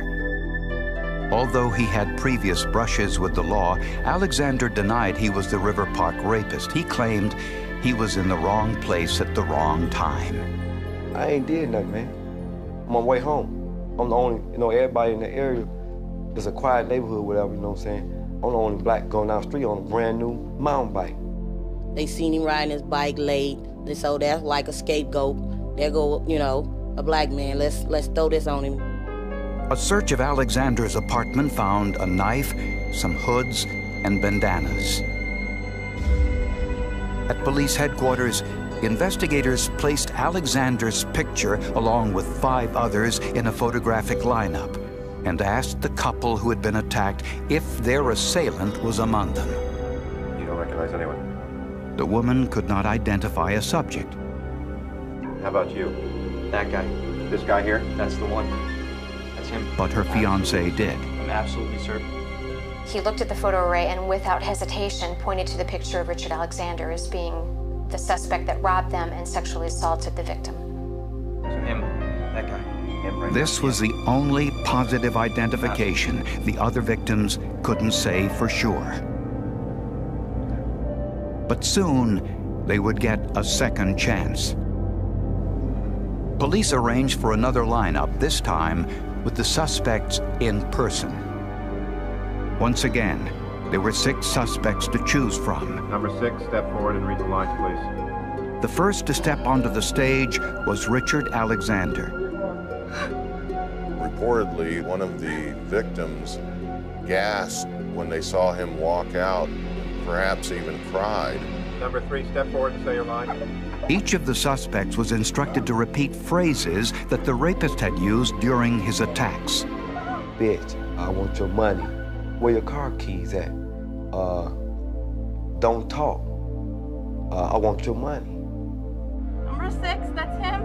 After hearing his voice, 2 female victims identified Alexander as the rapist, bringing the number of identifications to 3. Next, forensic scientists analyzed the pubic hair found at one of the crime scenes. Since it didn't have a root, it could not be used for DNA testing. The only option was to compare it to Richard Alexander's hair visually to see if they looked similar. The comparison was inconclusive. Scientists also had a semen sample from one of the victims who had been unable to identify Alexander from the police lineup. When that sample was tested for DNA, it did not match Richard Alexander, so he was not charged for that crime. But he was charged with rape, confinement, burglary, and theft in the 3 other cases. At the trial, the prosecution failed to make their case to the jury. Barbara Griffin was one of the 12 jurors. I've been working public servant since '67, so I kind of get a feel for people. And I just, on the 4th day, I got a feeling that this man didn't do this. There were 9 white and 3 black. 9 whites said guilty. 2 blacks said guilty, but of lesser sentence, and I said not guilty. So I was the only holdout, and the jury was hung. Y'all got the wrong person. 4 months later, Alexander was tried a second time with a jury composed entirely of white men and women. Based on the 3 victims' identifications, Richard Alexander was found guilty of 2 of the 3 assaults, He was sentenced to 70 years in prison. We're just so devastated and just depressed because we knew in our heart he was innocent. I was crying, you know what I'm saying? Because the way they did me, you know what I'm saying? Just took me off the street, took my life from me. Barbara Griffin could not believe the news. I was so angry. I was just angry. I felt like this is another black man going to prison. I felt that way. Even Officer Eastman had her doubts. I was sorry and somewhat surprised to hear that the jury did convict. I was very conflicted. I had my doubts, but I could not prove it. With Alexander behind bars, police assumed the River Park rapes were over, but they were wrong. Had the authorities jailed the wrong man?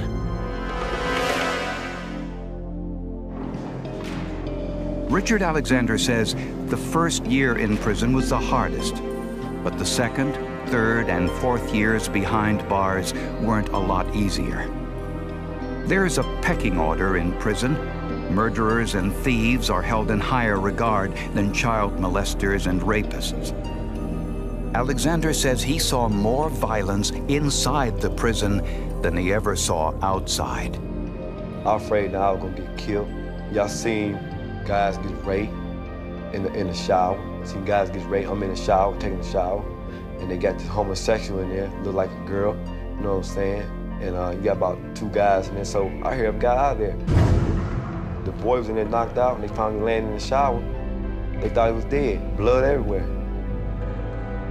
Alexander did what many inmates do. He wrote letters to everyone he could think of proclaiming his innocence and asking for another trial, with no success. Meanwhile, the burglaries and sexual assaults continued. This time, not in the River Park section, but just a short distance away. And one of those victims identified Richard Alexander's picture from a photo lineup as the assailant. You're absolutely certain? Yeah. Even though Alexander was in prison. Detective Ryan Harmon was assigned to investigate these new cases and noticed similarities with the earlier cases. I didn't investigate the River Park rapes in 1996, so I became a lot more familiar with what happened back then. The search for the perpetrator took an unexpected turn in April of 2000, when a man called police to say there was a tan Cadillac in his driveway and there was a burglar inside. When the intruder saw the homeowner, he fled on foot. In the foyer was a clear foot impression, which was collected for analysis. In the assailant's car, police found everything they needed. I found utility bills, some receipts, different pieces of paper that showed Michael Murphy's name on there, as well as the specific address and apartment number. A background check revealed Michael Murphy had been implicated for sexually assaulting his girlfriend's 9-year-old niece. Yeah, he touched her. What actually stopped him from actually going through with it was his pager went off, she said. Detective Harmon interviewed both Murphy's girlfriend and the little girl's mother. Well, these 2 girls just went on for 2 hours about all these different types of burglaries he had committed.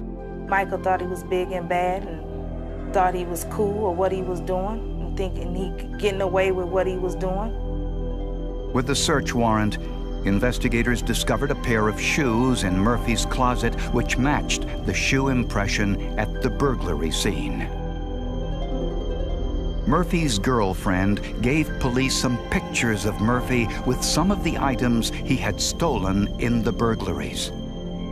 When confronted with the evidence, Murphy said little. He'd say, hey, when I'm all hyped up on cocaine, I need to go out and just, find a girl. Well, things like that told me that he may be a sex offender. Harmon then called the first investigator of the River Park rapes to ask whether she had ever heard of Michael Murphy. He had been arrested by me the month prior. So we began working together at that point on Murphy and various other crimes that he had been involved in. When Cindy Eastman saw the photographs given to police by Murphy's girlfriend, she saw an important clue. In one of the pictures was a chrome and glass wall clock stolen during a sexual assault in 1997, a crime that Richard Alexander was suspected of committing. Eastman immediately phoned Murphy's girlfriend.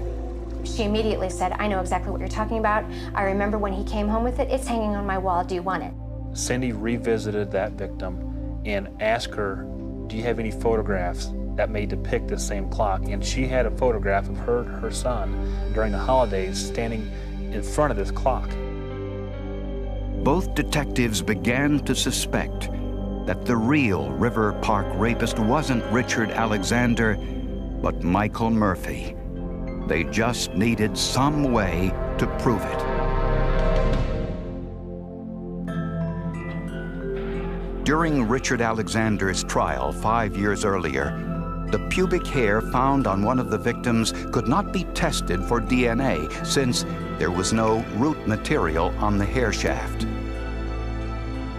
But science had changed in the 5 years since Alexander's conviction. In 1996, forensic scientists began using a new test to look for DNA in a shaft of hair. The new test was called mitochondrial DNA. Mitochondrial DNA has given us tremendous power in forensic casework to solve the casework where no other DNA profile can be obtained. It exists outside of the cell's nucleus. Although it is not as precise as nuclear DNA, it still can provide much genetic information. Technicians clean the hair with chemical solutions which purify the DNA sample. The second step is to amplify it or to make enough copies to analyze. The mitochondrial DNA from the hair was compared to both Richard Alexander as well as Michael Murphy. The DNA from the pubic hair did not match Richard Alexander, but it did match Michael Murphy. We determined that at every place that we tested these two samples, at all on an average 800 bases that we compared, they were identical to each other. I got the word and it was just absolutely exhilarating. We knew then that Richard Alexander was going to be released from prison. Next, scientists performed DNA testing of the second piece of evidence from the River Park rapes, semen from the rape test kit. In yet another surprise, the DNA did not match Michael Murphy, as investigators assumed it would. The DNA profile was then entered into the DNA database of convicted sex offenders in the state of Indiana. And there was another surprise. It matched a third man, a convicted sex offender, Mark Williams. It was just unbelievable to get this call from the state police lab, and there we have it. We have the two suspects, and now it all makes sense. Ironically, Richard Alexander, Michael Murphy, and Mark Williams looked similar. All three of these pictures showed a male black who appeared to be within a close age range. All three had similar musculature and statures. All three of them had similar complexions and bone structure. And they did resemble each other, which again answered the other mystery in this case. When confronted with the mitochondrial DNA evidence, Michael Murphy confessed. He was just doing nothing but burglarizing homes every day throughout the whole city. Looking back, I think he's done well over 200 to 250 that I know of, that he's confessed to. Ironically, Michael Murphy and his girlfriend, who knew nothing about the sexual assaults, followed the River Park rape cases on television. One time we were sitting at home watching TV and they showed the guy, Alexander. I made a comment about, that's sad, but what he done, and if he done it, I hope, I told her, I said, I hope they kill him, put him under, you know. And Michael said, oh, they ain't gonna find nothing now. He ain't do them rapes. In the face of this new DNA evidence, Richard Alexander was released from prison after serving 5 years and 4 months for crimes he did not commit. Oh, it was cheers. Everybody stood up and cheered and hugged him, and we got in the car and went on home. It was so gratifying to me when afterward he came up to me and I held my hand out, but he hugged me and he thanked me, and that's all that needed to be said. It just solidified all the work. You know, it was like going into a card game when you know you got a royal flush, and what's going to beat it? It still hurts. It still hurts because really ain't nothing been done since I've been out. You know what I'm saying? I wanted to apology, and you know what I'm saying, they apologized, but it ain't really nothing, you know what I'm saying, taking a man's life. 5.5 years of your life taken from your family, loved one, kids, all that stuff hurts. Michael Murphy was convicted of 1 count of burglary and 1 count of sexual molestation. He was sentenced to 30 years in prison. Mark Williams was convicted of 1 count of rape and sentenced to 40 years in prison.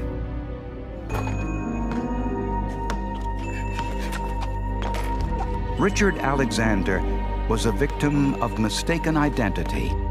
His innocent bicycle ride past a crime scene cost him his freedom. Now, science had vindicated him. Sometimes, one tiny hair can say more about guilt or innocence than a handful of eyewitnesses.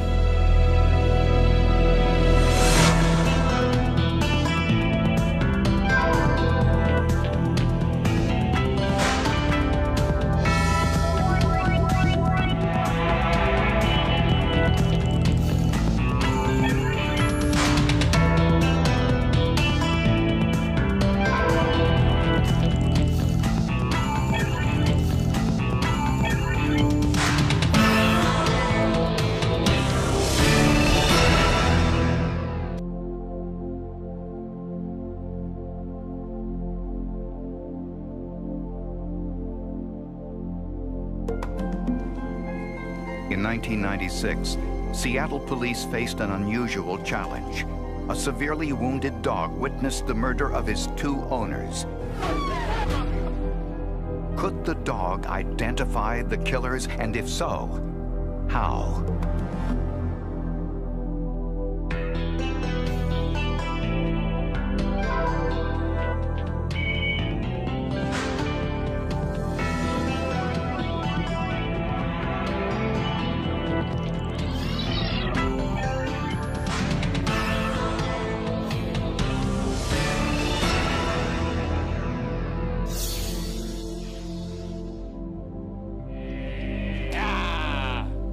December 9th, 1996, Seattle, Washington.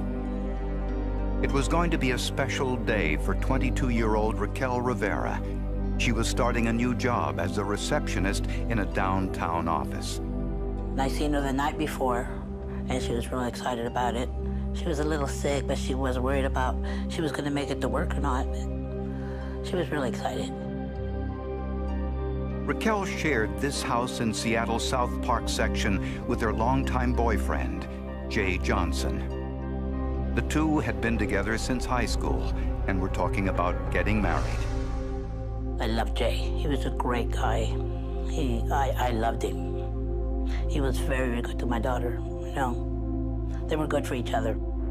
Just after dawn, neighbors heard gunshots coming from the couple's home. Probably about 4 or 5 shots, then a break, and then maybe about 6 more shots. When police arrived, they found the front door off its hinges. The windows had been shattered by bullets. Inside were 2 bodies. The only thing we have right now is that we found 2 people in the house, a male and a female, both shot. Raquel Rivera's mother, who lived only a block away, got the phone call every parent dreads.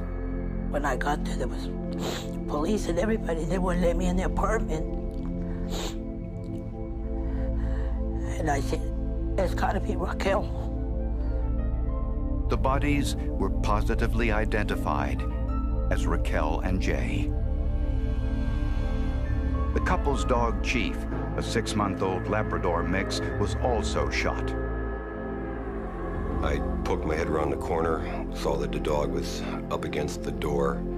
He was obviously in pain.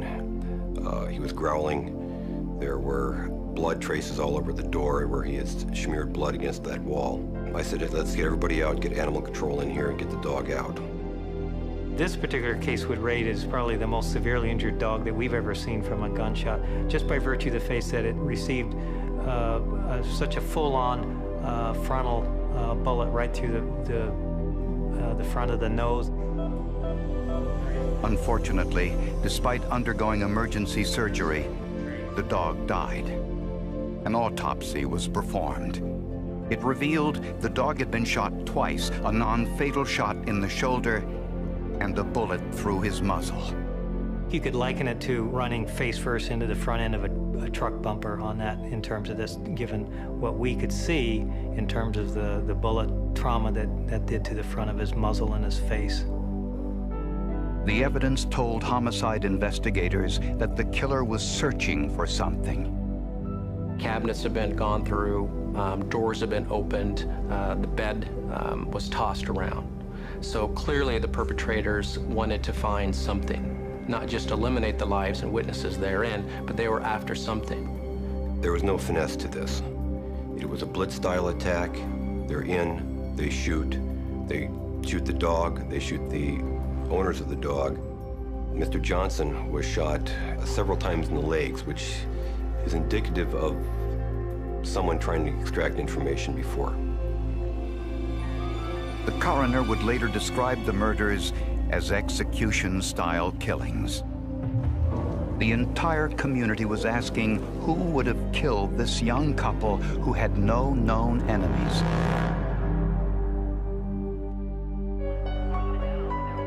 The only clues to the murder of Jay Johnson and Raquel Rivera were a smeared footprint at the couple's front door and some 9mm shell casings. Blood spatter was on the walls, floor, and on the inside of the door. Police discovered that a 15-year-old boy living across the street in an apartment building had seen the shooting. This person described them as Samoan males dressed in black, very large men, and one wearing a bandana. The boy said the two men kicked open the front door, shot the dog, and then moved into the house. The witness could no longer see them, but he heard the firing. He saw the dog, he heard 2 shots, and he heard the barking, and then he heard the dog's yelping and the dog's screams. The boy said the men left minutes later and drove away in a red Camaro, driven by a third Samoan man.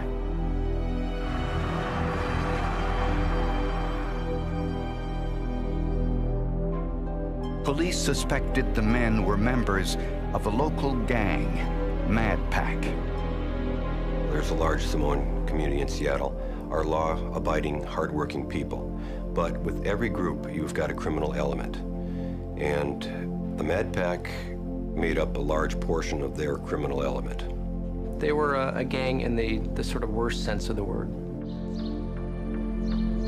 Just 3 days earlier in Seattle's Chinatown, there had been a similar shooting. The victim, Johnny Pake, survived the attack. That being a Samoan male sitting in a red car, a very large Samoan male. Shell casings from the Chinatown shooting were compared to those taken from Jay and Raquel's apartment. They matched. Police now scoured the city looking for any Samoans driving a red Camaro. Amazingly, they didn't have to look far. On the afternoon following Jay and Raquel's murder, police noticed a red Camaro slowly driving past the murder scene. Driving back to the crime scene and checking things out is not an uncommon thing for a suspect to do. It's the old return to the scene of the crime cliche, and it happens. The driver of the red Camaro was Charles Nico, a known member of the Mad Pack gang. Although Nico denied any involvement in the shooting, the 15-year-old eyewitness identified him as the driver of the getaway vehicle. When threatened with the death penalty, Nico finally told police what happened. He said the motive was drugs. The Mad Pack gang members heard that Jay and Raquel had cocaine in their house, and they decided to steal it. But after breaking in, the couple said they had no cocaine, and then the men started shooting.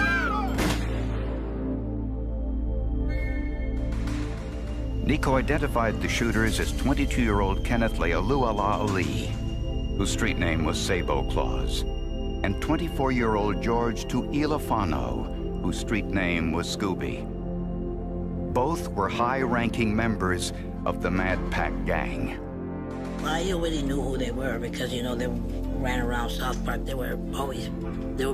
They were always beating everybody out. Both men denied any involvement in the shooting and said they had alibis. A search of their apartment did not produce the 9mm murder weapon. The smeared footprint on the front door could not be matched to either suspect. And 8 red stains found on the right sleeve of Sabo Claw's jacket was sent for DNA testing, but it wasn't the victim's blood. They get a result that is not human-based because the genotype does not come back to genes associated with a human being at all. They then are scratching their heads with, hey, what's going on here? In fact, investigators weren't sure what it was. With no forensic evidence to tie the suspects to the crime, Seattle police feared a conviction might be impossible.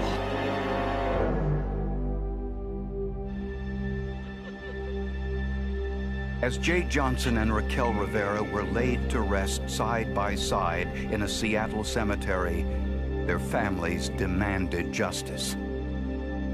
To decipher exactly what happened at the crime scene, investigator O'Keefe needed to distinguish between the dog's blood spatter and that of Jay and Raquel. I requested through my sergeant, Cindy Tallman, that an officer follow the dog to the vet and draw blood from the dog immediately. My thinking at the time was to differentiate between the human blood at the scene and the dog blood. The blood spatter and bullet casings in the apartment and the eyewitness account of the 15-year-old boy who lived across the street gave police a rough idea of what had happened. After the intruders kicked open the door, the dog was shot in the shoulder. Then the men went into the bedroom where they shot Raquel. They took Jay into an adjoining room and shot him in the leg while demanding the couple's cocaine. One of the men left to shoot Raquel once more. And when Jay said the couple never had any drugs, they killed him. Despite his shoulder wound, Chief again tried to protect his owners and ran into the bedroom to attack the killers. But why wasn't the victim's blood on the suspect's clothes? Investigators say both Jay and Raquel were shot from a distance and were also wearing clothes, pajamas and t-shirts, which absorbed the blood spatter. But with Chief, there was nothing to absorb the blood. Was short-haired and had not long hairs around the muzzle or face or neck area, so any kind of serious wound causing a lot of blood is obviously going to spill or spray or go off. It's not going to cling to the coat because there's such a short, smooth coat, it's going to roll right off. Chief was very close to Kenneth when he was shot, and we know also that Chief was shot in the muzzle area. Now police discovered the possible key to the mysterious red stains on the right sleeve of Sabo Claw's jacket. Detective O'Keefe and myself decided to see if we're dealing with a non-human source, namely a dog. So with that, we needed to seek out laboratories that do DNA testing with non-humans. And through some research, we came upon a lab in Davis, California, headed by Dr. Joy Halverson. Dr. Joy Halverson is an expert in investigating the parentage of world-class show dogs. Championship caliber show dogs can be worth thousands of dollars, and where there's money, there's often corruption.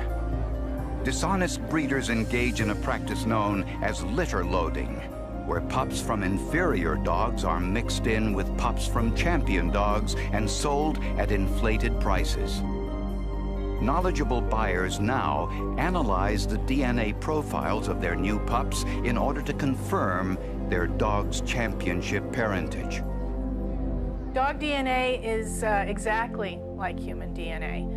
The only difference would be we use a different set of DNA markers, but in terms of its chemical properties and the way it behaves with these testing procedures, it's exactly the same. Police suspected the red spots on Sabo Claw's right sleeve came from the victim's dog, Chief. Dr. Halverson cut out a piece of the sleeve with the red stains on it and analyzed it with a PCR-based DNA test. A little piece of that fabric is taken and put into a tube, and various buffers and so on are added to it. Blood cells will come off the fabric into the liquid, and then the various treatments are done to extract the DNA from that. The results were consistent with the blood from a dog. But was the blood from the victim's dog, Chief? Dr. Halverson compared the DNA markers from the blood on the suspect's sleeve to the blood taken from Chief during his autopsy. The result was a perfect match. The blood on Sabo Claw's right sleeve was the blood of Chief. Prosecutor Tim Bradshaw knew he'd face a challenge from defense lawyers. We were unable to find any other case, homicide case in the country, where canine-based DNA had been admitted into evidence.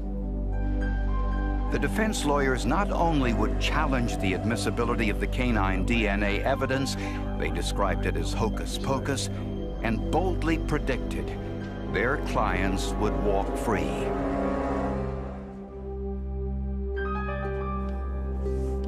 The two gang members charged with killing Jay Johnson and Raquel Rivera were facing first-degree murder charges. Prosecutors not only had the teenaged eyewitness from across the street who identified the two in a police lineup, they also had DNA evidence from the victim's dog on Kenneth Lealuala-Ali'i's sleeve. Also on his sleeve were hairs. They were not human. But they were compared to Chief's hair and found to be consistent. This wasn't as good as the DNA evidence, but certainly wouldn't hurt the prosecution's case. The main suspect, Kenneth Lealuala-Ali'i, became so disruptive, he had to be restrained in a wheelchair for the 8-week trial. He taunted the judge, the family members, saying he'd never get convicted. Every time we walk in, he would just look at us and laugh at us and, you know, throw kisses at us when the girls would walk in. I hate him. Prosecutors presented their theory of how the murders were committed based on the blood spatter evidence. Prosecutors believe that the suspects kicked open Jay and Raquel's door and immediately were confronted by the dog Chief. They shot the dog in the shoulder.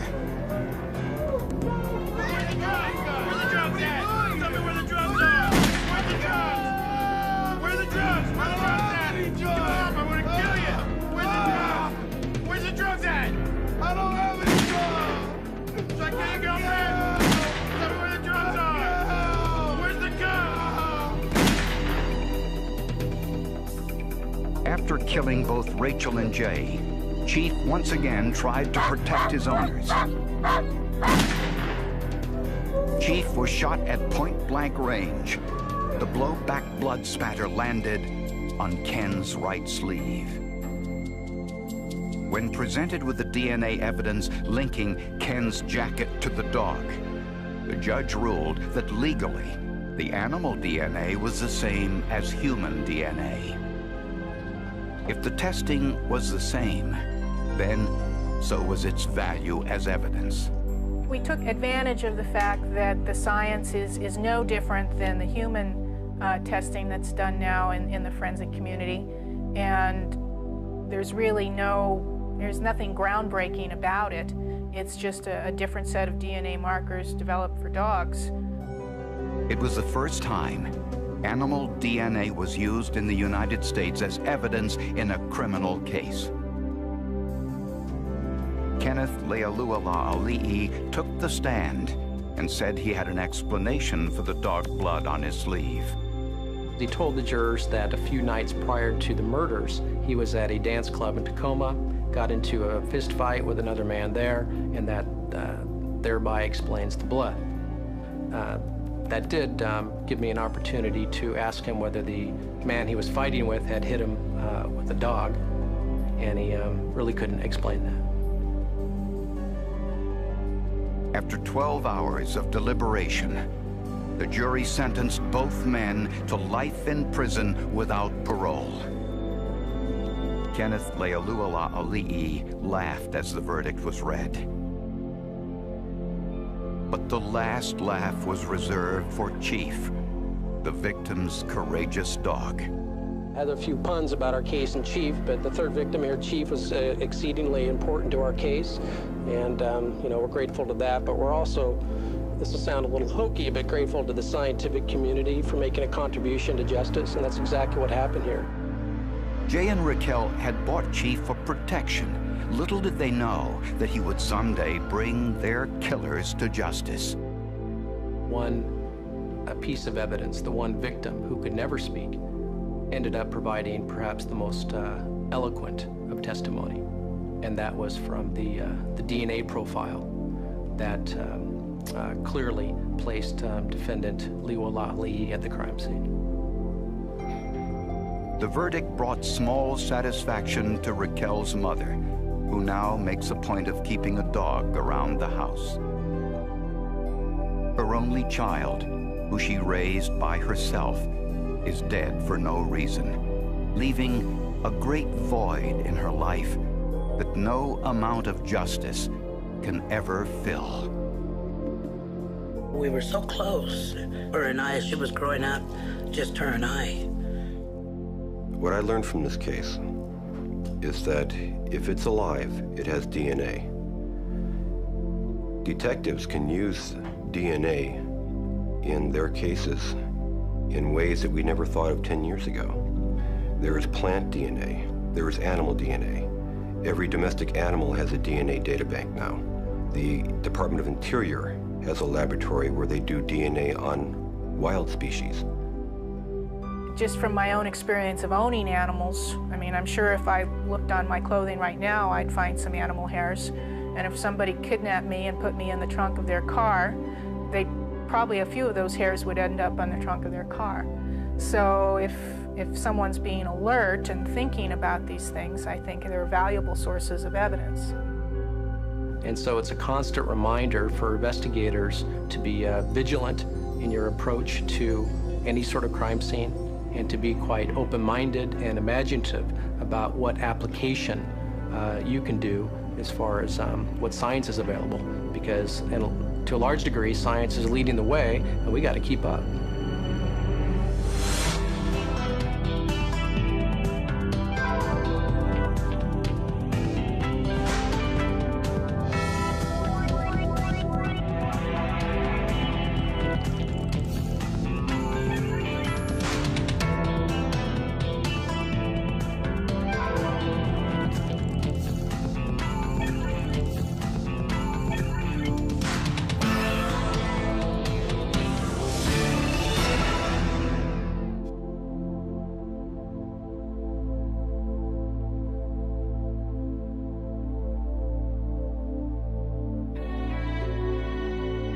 When a beautiful young woman in Ohio met a handsome young doctor, it was love at first sight.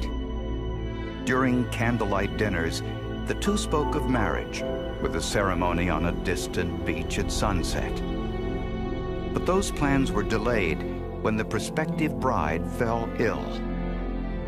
When medical science couldn't find the cause of the problem, forensic science and a hidden camera did.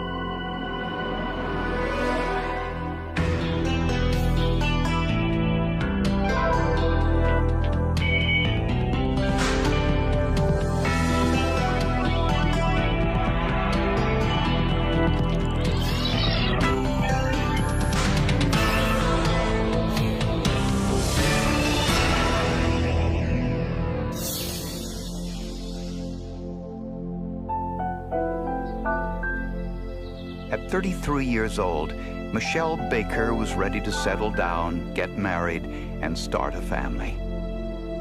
Her dreams were soon realized when a girlfriend introduced her to a soft-spoken new doctor in town, Dr. Maynard Munsing II. I was the happiest woman in the world at that point. I mean, he was every woman's dream. He was very successful, very good-looking. Michelle worked as a firefighter and a paramedic, and the two shared an interest in emergency medicine. Munsing was also 33 years old. Both were divorced, and there was an immediate attraction. Within a month, Dr. Munsing moved into Michelle's small home in Huber Heights, Ohio. The couple spent weekends caring for Maynard's two children from a previous marriage. And soon, Michelle had some happy news of her own. She was going to have a baby. He said, "We're getting married in Key West, barefoot, on the beach at sunset." I was blown away. So the two flew off to Florida. But on their first night there, Maynard changed his mind, asking Michelle if they could postpone the wedding so his family could attend. I felt devastated. I also felt like if that is the way that he wanted things to be, then I had to respect his wishes. Later that night, the couple went to the Hard Rock Cafe. But after they left the restaurant, Michelle had severe cramps and some light bleeding. Fortunately, with a fiancé who was a doctor, Maynard reassured her. He told her there was nothing to worry about. He just had me lay down. He said that it was fine. The next day it stopped. After returning home from vacation, Michelle saw her physician, Dr. John Shy, just to make sure everything was okay. I'm trying to allay her concern because I don't think it's a big issue. Michelle, I think, was primarily concerned because of her age, and this being her first pregnancy, she was frightened. Her concerns were that she had a history of endometriosis, and she thought that might be a problem, but I reassured her that the chance of a problem was remote. Maynard purchased this $320,000 brick house for the couple to raise their new child. It was all very much a whirlwind as far as everything went. The baby, the romance, just the unbelievable situation all the way around. But Michelle's pregnancy was a difficult one, with increasing cramps and occasionally bleeding. When neither Michelle's doctor or her fiancé could determine the cause of her illness, she did a little research of her own and made her diagnosis. It was a condition so rare, medical experts could hardly believe it.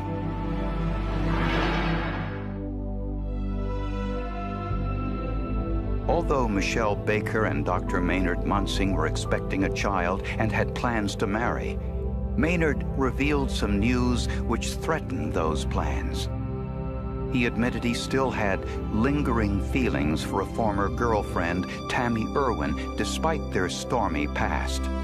You have told all these people such horrible things about her and what kind of person she is, and I said, and you still have feelings for her? Over the 4th of July weekend in 2000, Michelle planned to stay home while Maynard left for a fishing trip with a friend about an hour's drive away. We spent the morning together, had a good morning, really good morning, And he packed some clothes and he left. That was Prisoner of Love here on All Request Hour, Q92. Let's go to the request lines. From Humor Heights. Hello, what can I play for you? Yeah, I was wondering if you could play... But later that night, while listening to a local radio station, Michelle heard a familiar voice calling in to request a song. The caller sounded very much like Maynard. And I just stopped right there. I just stopped dead in my tracks. And I listened, and the DJ asked him, he said, well, who is this? And he said, Maynard. Do you want to dedicate this to anyone? Now suspecting she had been lied to, Michelle asked a neighbor to drive her to the home of Maynard's former girlfriend, Tammy Irwin. And see, there they are. Michelle's fears were confirmed when she saw him outside with Tammy. Fishing trip, huh? Not what it looks like. It's exactly what it looks like. A confrontation ensued. She never knew that Maynard was living with me. He had told her that he was living with a friend of his, and all the while he was with me. Michelle immediately threw Maynard out of her home. I was devastated. I just couldn't believe that someone could be that deceiving and appear to be something that they're obviously not. But a few days later, Maynard called inviting Michelle to a picnic so the two could talk. He apologized for his lapse in judgment and asked Michelle if they could get back together. He turned to me and he said that he was very sorry about all of this. Seemed very sincere in what he was saying. But the picnic was interrupted when Michelle got very sick. I was so ill there at the park that I couldn't even leave. I would leave the restroom and then 5 minutes later have to be right back in the restroom. Not only was by vomiting and by diarrhea, but I also, about 40 minutes into this, started bleeding, and bleeding pretty bad. Michelle immediately went to her doctor. He could find nothing seriously wrong. An ultrasound of the fetus was normal, and once again, Michelle assumed her symptoms were stress-related. With their relationship back on track, the couple once again spoke of marriage. He was affectionate, and he rubbed my back, watched TV with me, and it seemed very normal. But it happened again. Michelle started cramping, bleeding, and vomiting. I thought that this was due to anxiety and stress and probably just internal pressure that developed when she saw her boyfriend. But it was Michelle's twin sister, Melinda, who noticed an interesting coincidence. She had said that, don't you find it odd that every time you're with him, after he leaves, you're sick? And I was just horrified by what she was implying. Michelle recalled that Maynard was the one who brought the drinks from the bar to their table in Florida shortly before she fell ill the first time. And he also prepared her drink at the picnic before the second bleeding incident. But what was he doing to her drinks? To find out, she set a trap and was clever enough to videotape it.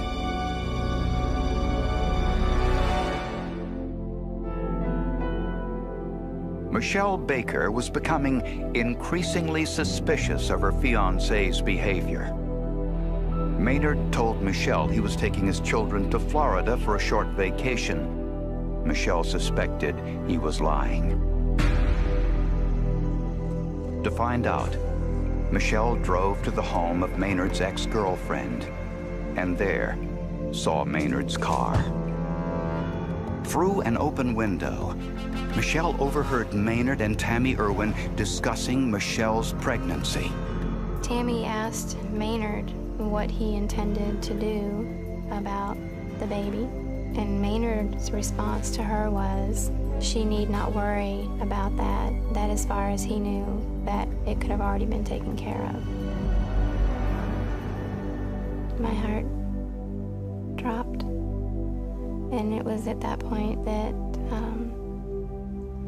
I realized that something might be going on.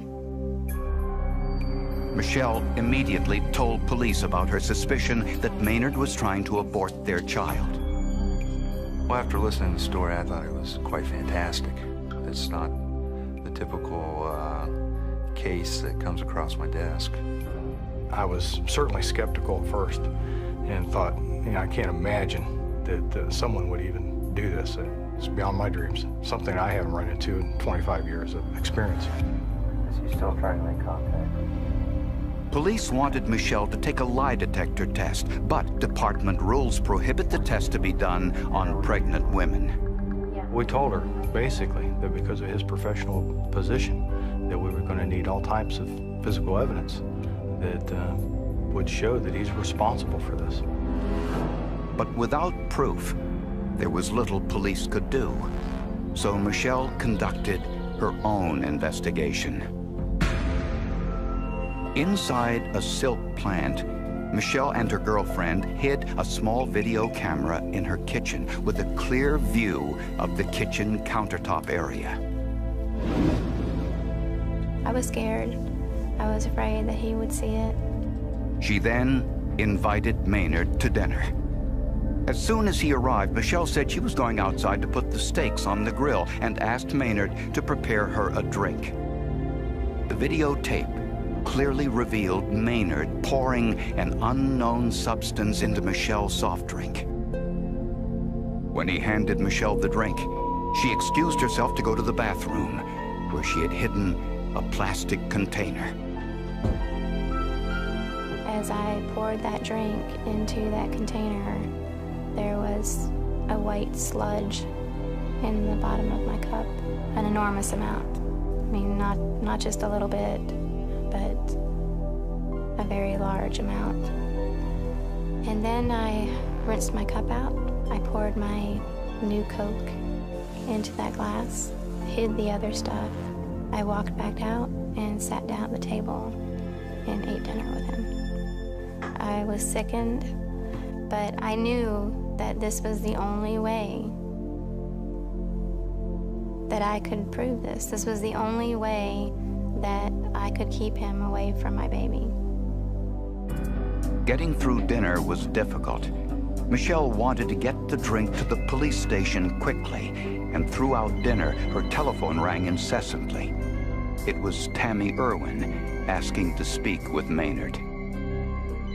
When Maynard finally left, the telephone rang once more. It was Maynard with some upsetting news. He said to me, "Do you want to know why Tammy's so upset?" And I said, "Yeah, why don't you tell me why Tammy's so upset?" He said, "Because she's my wife." He'd married her that week. The police immediately sent Michelle's soft drink to the forensics lab. My first reaction is, you gotta be kidding me. We have no idea what we're looking for here. It's not a typical forensic case. So where are we gonna even start? There's literally hundreds of drugs that this could be. On a hunch, police called a local pharmacist asking for a list of medications that can cause harm to a fetus if taken by a pregnant woman. The most commonly prescribed drug fitting that description was a stomach ulcer drug, Cytotec. The contents of Michelle's soft drink were placed in a gas chromatograph mass spectrometer. The chromatograph separates the various elements. The mass spectrometer analyzes them. By comparing the known Cytotec that we received from the pharmaceutical company, we compared that to the substance that was found in the Coca-Cola and found a match. Therefore, the Coca-Cola contained Cytotec.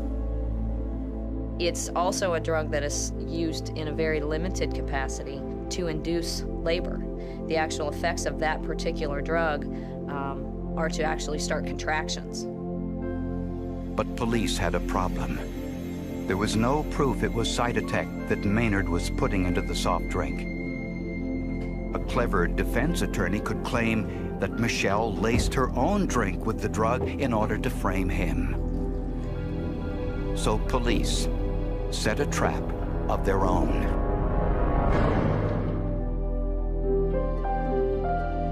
Even though Michelle Baker had caught her fiancé on videotape placing something in her drink, authorities were concerned about whether this evidence would stand up in court. We didn't believe just having a tape by the complainant and a sample by the complainant would have as much validity as a tape by ourselves,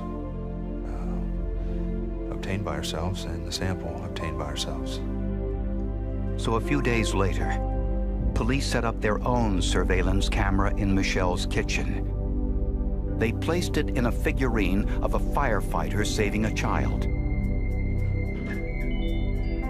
The camera focused on Michelle's kitchen counter. Once again, Michelle invited Maynard over for dinner. Myself and Detective Sergeant May were waiting in the garage and viewing what was going on in the kitchen. Like clockwork, almost identical to the previous tape, once Michelle Baker exited the residence to put steaks on the grill, Dr. Munsing removed a vial from his pocket, placed it in her drink. The two detectives rushed into the kitchen and arrested him.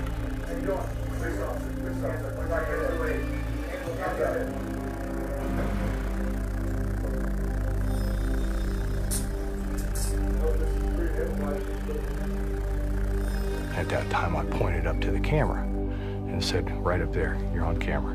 And that's when he viewed the camera to look at it.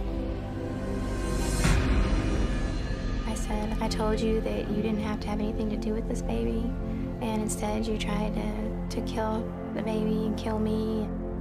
I mean, this guy had it all, you know, in a matter of 6 minutes. He, you know, destroyed his career, and of course, Michelle's life. Dr. Munsing cryptically explained why he had done it. He had basically poisoned the drink in an attempt to remove the problem. The question as to whether or not the problem meant the baby, he advised yes. Lab tests confirmed that this drink was spiked with Cytotec 2. A search of Munsing's car trunk revealed even more Cytotec.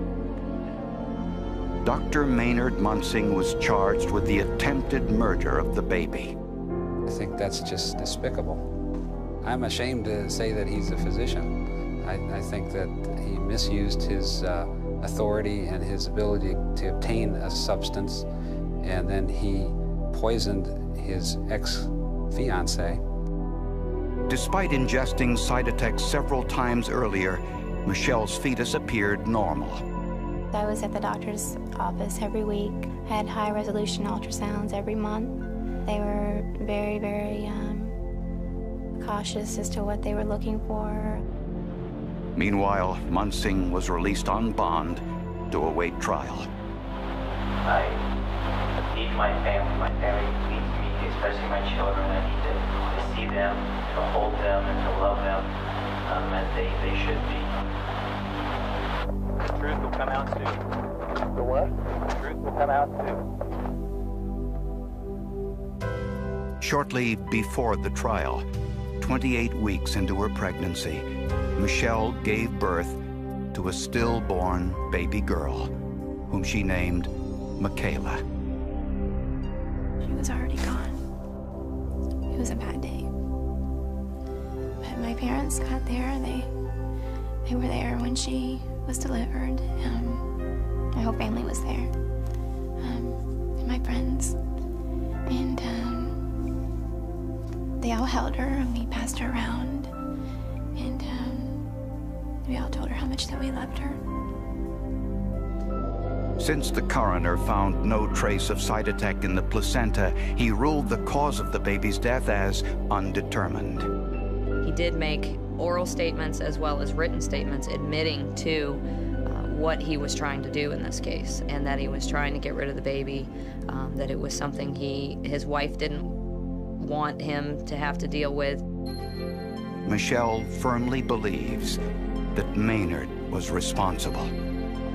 I know in my heart what he did. My justice is knowing that he is eventually going to be judged for that. Because of the strain a trial would have placed on Michelle and her family, prosecutors made a deal with Dr. Munsing and his wife Tammy, with Michelle's approval. Munsing's wife Tammy pleaded guilty to the charge of filling the prescription for the Cytotec. She was put on probation. Dr. Munsing pleaded guilty to contaminating a substance for human consumption and attempted felonious assault. He was sentenced to 5 years in prison. He was also stripped of his medical license and will never be permitted to practice medicine in the United States again. I have a lot of anger and a lot of hurt and a lot of questions, and it doesn't matter how much counseling I go to, they can't answer any of those questions, and it's difficult. Michelle keeps Michaela's ashes in a beautiful acrylic statue surrounded by angels. Fortunately, it was Michelle's suspicions, good police work, and new forensic technology that identified the drug quickly. It could have been a very, very long procedure in identifying this drug, because we literally had no idea where to start or what we were looking for. It could have taken us several months to determine what we had. A delay of several months may have prevented police from capturing the crime a second time on videotape.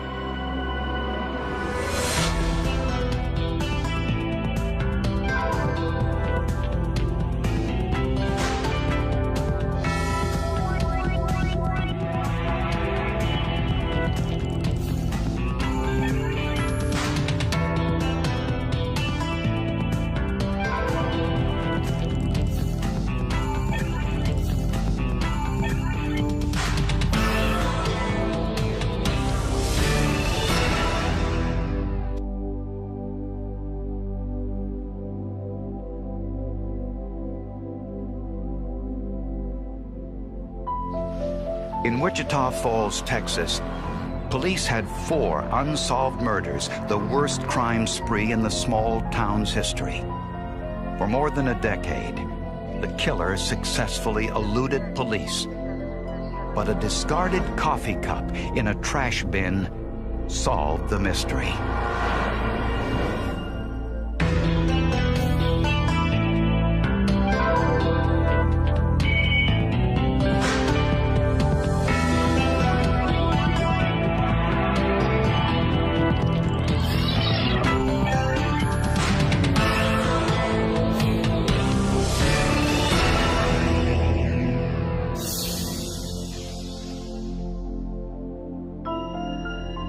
On January 19, 1985, Toni Gibbs, a 23-year-old nurse, disappeared after working the night shift at Wichita General Hospital. Her car was found abandoned on a deserted road not far from the hospital. There were no foreign fingerprints or clues inside. The roller coaster of emotions that you go through is just unbelievable. It's like a horrible dream that doesn't go away. 4 weeks later, a Texas electric worker found Toni's body in a deserted field outside of town along U.S. Route 281. 100 feet away was an old bus. Inside was blood, which matched Toni Gibbs. It appeared she had been stabbed in the bus, then crawled out into the field looking for help. Until this terrible thing happened, she had the world by the tail. She really did. Almost immediately, police had a suspect. 24-year-old Danny Laughlin was seen riding his motorcycle in a field near where Toni's body was found. Laughlin worked in town as a male stripper. When asked to take a polygraph test, he failed. He had gone into one of the officers' offices and then started making comments like he knew about the murder. He placed himself there. Investigators also learned that Laughlin knew Tony Gibbs. He had met her a few weeks earlier at a local nightclub. And then he made some comments about knowing where the field was at, where she was found. Semen collected at Tony's autopsy was compared to Laughlin's DNA. The results were inconclusive.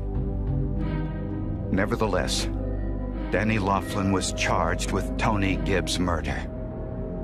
With no forensic evidence linking Laughlin to the crime, prosecutors presented their circumstantial case against him during the trial. After 2 days of deliberation, the jury was deadlocked. He could not reach a verdict on guilt innocence, and so a mistrial was declared and it was subsequently dismissed. Since only one of the 12 jurors believed Laughlin was guilty, prosecutors decided not to retry the case. 16 months later, there was another murder. This time, a 21-year-old waitress, Tina Kimbrough. She was just everything a daughter's supposed to be. You know, a tomboy today and a debutante tonight, you know, just perfect. Tina was found dead on the sofa in her apartment. At the autopsy, tiny fibers were discovered in her lungs, an indication she had been suffocated. Those fibers matched a pillow from her sofa. In this case, there were no signs of sexual assault. It's been 16 years, but it's been 16 days and 16 hours and 16 centuries. You know, it's like Tina's never been here, and it's like if the phone rang in 10 minutes, you know, it could possibly be her. Neighbors in the apartment complex said they saw a man leaving Tina's apartment about 5 hours before her body was discovered. The man was described as Caucasian, 6 feet 2 inches tall, with dark hair, wearing a baseball cap. Danny Laughlin was not a suspect in this case since he didn't match the description. But a few days later, police got their first break. A man in Galveston, Texas, Farron Wardrip, called police to say he had some important information about Tina Kimbrough's murder. But what did Wardrip know about a murder that took place over 400 miles away? Shortly after Tina Kimbrough's murder, Farron Wardrip, 400 miles away in Galveston, Texas, called police with some information. Wardrip was a high school dropout who worked at menial jobs and had a history of drug and alcohol abuse. He claimed to have met Tina Kimbrough in a bar where she worked. Tina Kimbrough really was my friend. She knew I had a drug problem, and she knew I had a lot of other things because I, shared that with her. Wardrip admitted he killed Tina. The reason? Tina reminded him of his ex-wife, who ended their marriage shortly before the murder. When the rage and all the violence was occurring, I saw her eyes, I saw her face, I screamed how much I hated her. What brought about that anger as a child and what developed it as an adult, I really don't know. He does blame Jonna, his ex-wife, for a lot of the things that had happened to him, that Jonna didn't understand him, that Jonna wouldn't go to work. He's more reluctant to place any blame on himself. Police believe that Wardrip confessed because he knew he was spotted leaving the apartment and feared it was only a matter of time before he was caught. In any event, Farron Wardrip pleaded guilty to Tina Kimbrough's murder and was sentenced to 35 years in prison. When I was in prison and I got off drugs and alcohol and got some clear thinking going on and some of my emotions had subsided, that's when I started making the decisions that I was going to come out better than I went in. While in prison, Wardrip obtained his high school diploma and discovered Christianity. Tina's father believed that Wardrip would spend all of 35 years in prison, but he was wrong. In 13 months, they notify me that he's up for parole. And it just, you know, it just scared me to death. I mean, it just... And in my mind, he was going to get out. For 10 years, Robert Kimbrough used every means at his disposal to ensure that Farron Wardrip remained behind bars. But despite the wishes of Tina's family, Wardrip was released on parole after serving only 11 years of a 35-year sentence. You know, the victims had no rights. I got to tell Farron that. You got total responsibility of why I can't be a grandfather. And I hate you for it. I mean, I hate you every day for it. Wardrip went to live in Olney, Texas, a small farming community just outside of Fort Worth. There, Wardrip had the support of his mother, father, and 8 siblings. He got a job at the Olney Door and Screen Company and vowed to start his life over. Very nice man, a fine, upstanding man. I'd have trusted him with my kids. I still would. I still have that much respect for him. Wardrip was an active member of the Hamilton Street Church of Christ, where he taught Sunday school. He also remarried. Back in Wichita Falls, District Attorney Barry Maka had other concerns. There were a number of unsolved murders in his jurisdiction. Still unsolved was the murder of Tony Gibbs, and there were 2 other unsolved murders. A year before Tony Gibbs' murder, another nurse, 21-year-old Terry Sims, had just returned home from work when someone knocked on her front door.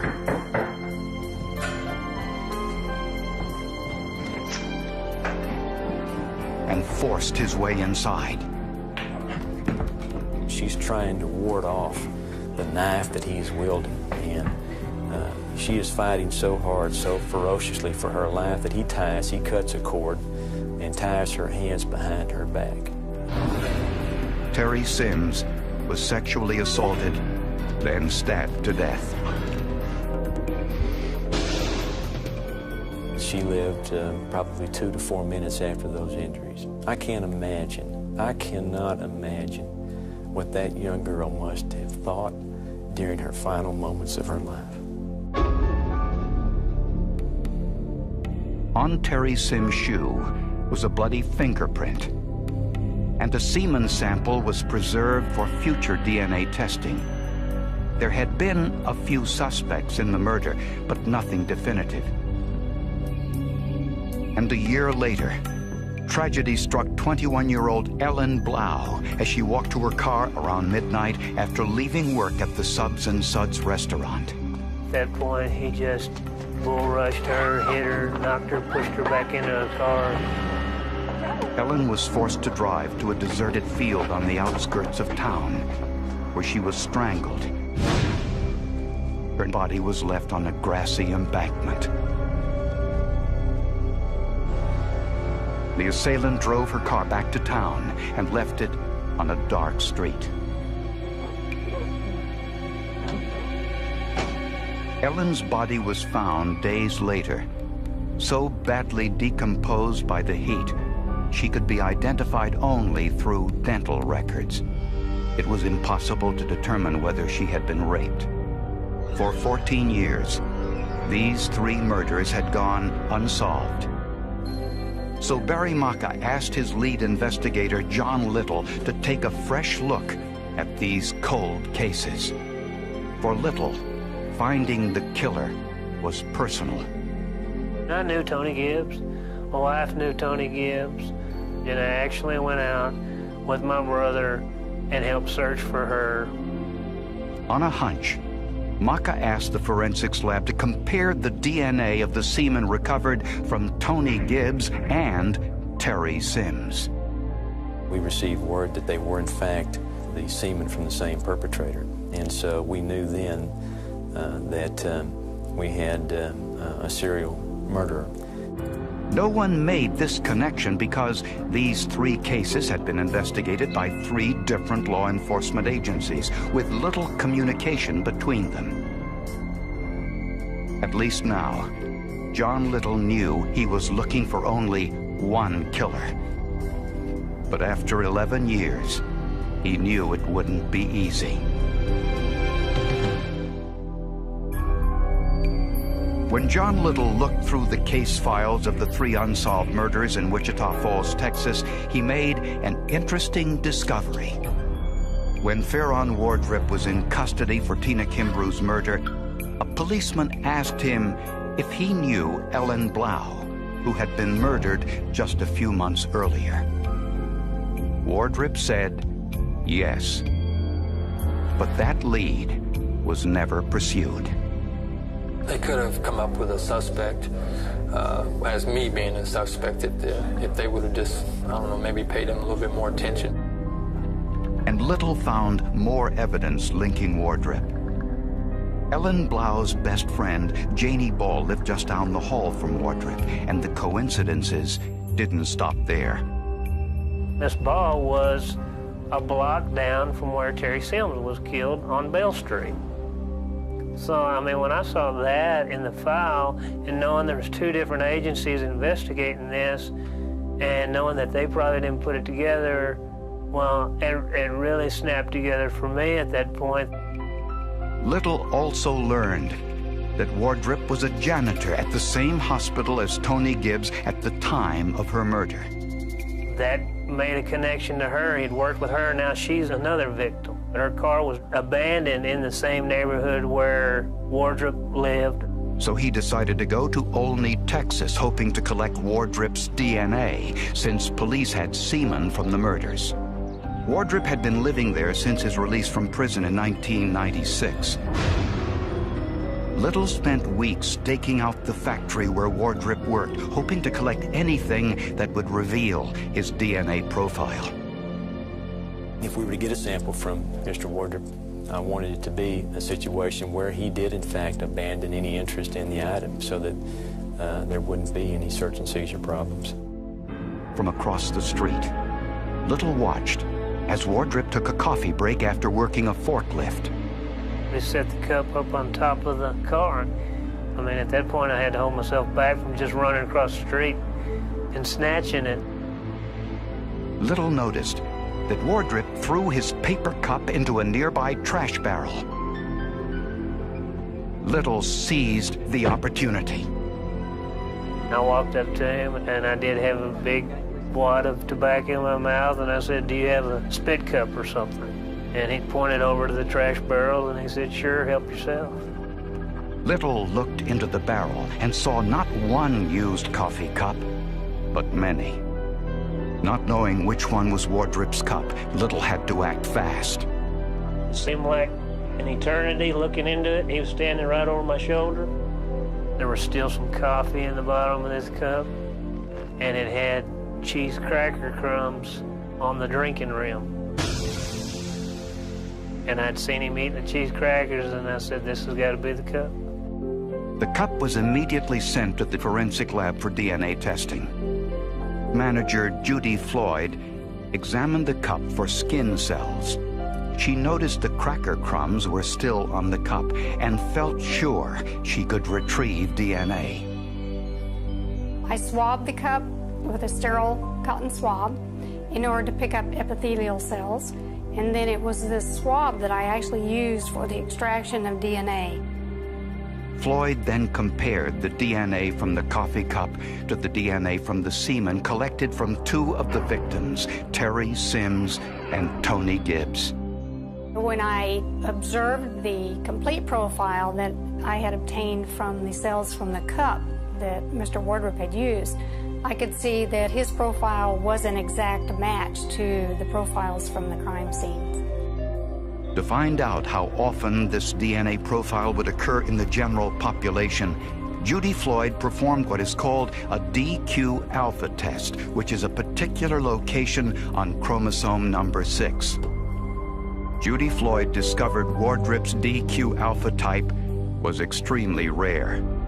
It was a 1.34, and that is just not found very frequently at all in the population. This particular typing was rare enough that combined with all of the other genetic types in his profile, that particular profile would be expected to occur only once in the world's population. She also remembers calling John Little with the news. I knew he was jumping up and down in the air. I could almost hear his heels clicking together. He was, to say the least, ecstatic. Meanwhile, the Austin, Texas crime lab was able to lift the bloody print on Terry Sims' shoe and compare it to Wardrop's fingerprints. It was so far down on the third digit, almost into the palm, that unless you could really just sit there and work with it to get the print and know where it was at, you could take a set of prints and miss it every time. But it was clearly Wardrop's print. And I think it was a powerful piece of evidence. He had ripped those shoes off of her and had blood on his hands when he grabbed her shoes to pull them off. Farron Wardrop was arrested and during questioning revealed one last piece of information that police knew nothing about. After 15 long years, the families of Terry Sims, Tony Gibbs, and Ellen Blau were within inches of justice when Farron Wardrop was arrested for their murders. And when he was confronted with the DNA evidence, he confessed. I don't think I've ever sat in a room with somebody who could have been colder. Wardrop didn't realize he was sitting next to the man who trapped him. I asked him if he recognized me when I was from being down there getting the cup, and he claims he did. As the interrogation was about to end, Wardrop confessed to a fifth murder.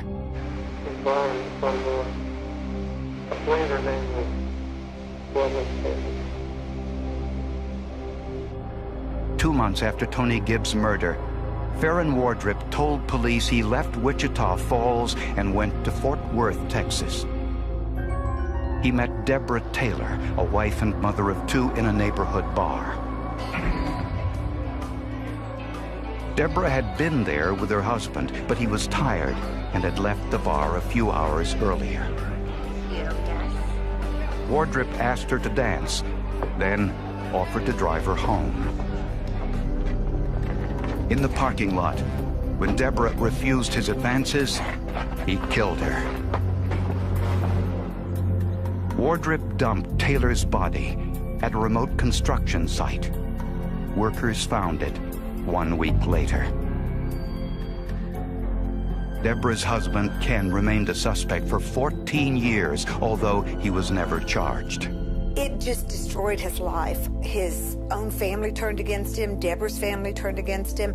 Friends, everyone believed that Ken Taylor had killed his wife, Deborah. I think Mr. Wardrop should be very glad that these guys got him before I did. The new DNA testing also had another benefit. It exonerated Danny Laughlin, who had been tried for Tony Gibbs' murder but not convicted. Unfortunately, he didn't live long enough to hear about it. He was killed 3 years earlier in an automobile accident. On October 4th, 1999, nearly 15 years after he committed these crimes, Farron Wardrop pled guilty to murder and was sentenced to death by lethal injection. I never once thought I got away with it. I knew that I had left evidence behind. Detectives looked at all the evidence that was collected, all the interviews and stuff. And of course, my name was there in 1986, just like it was in 1999. And why those individuals didn't recognize that is still confusing to me this day. I really was a serial killer. Mistakes were made, but the one that was not made was to quit or give up. We never did that.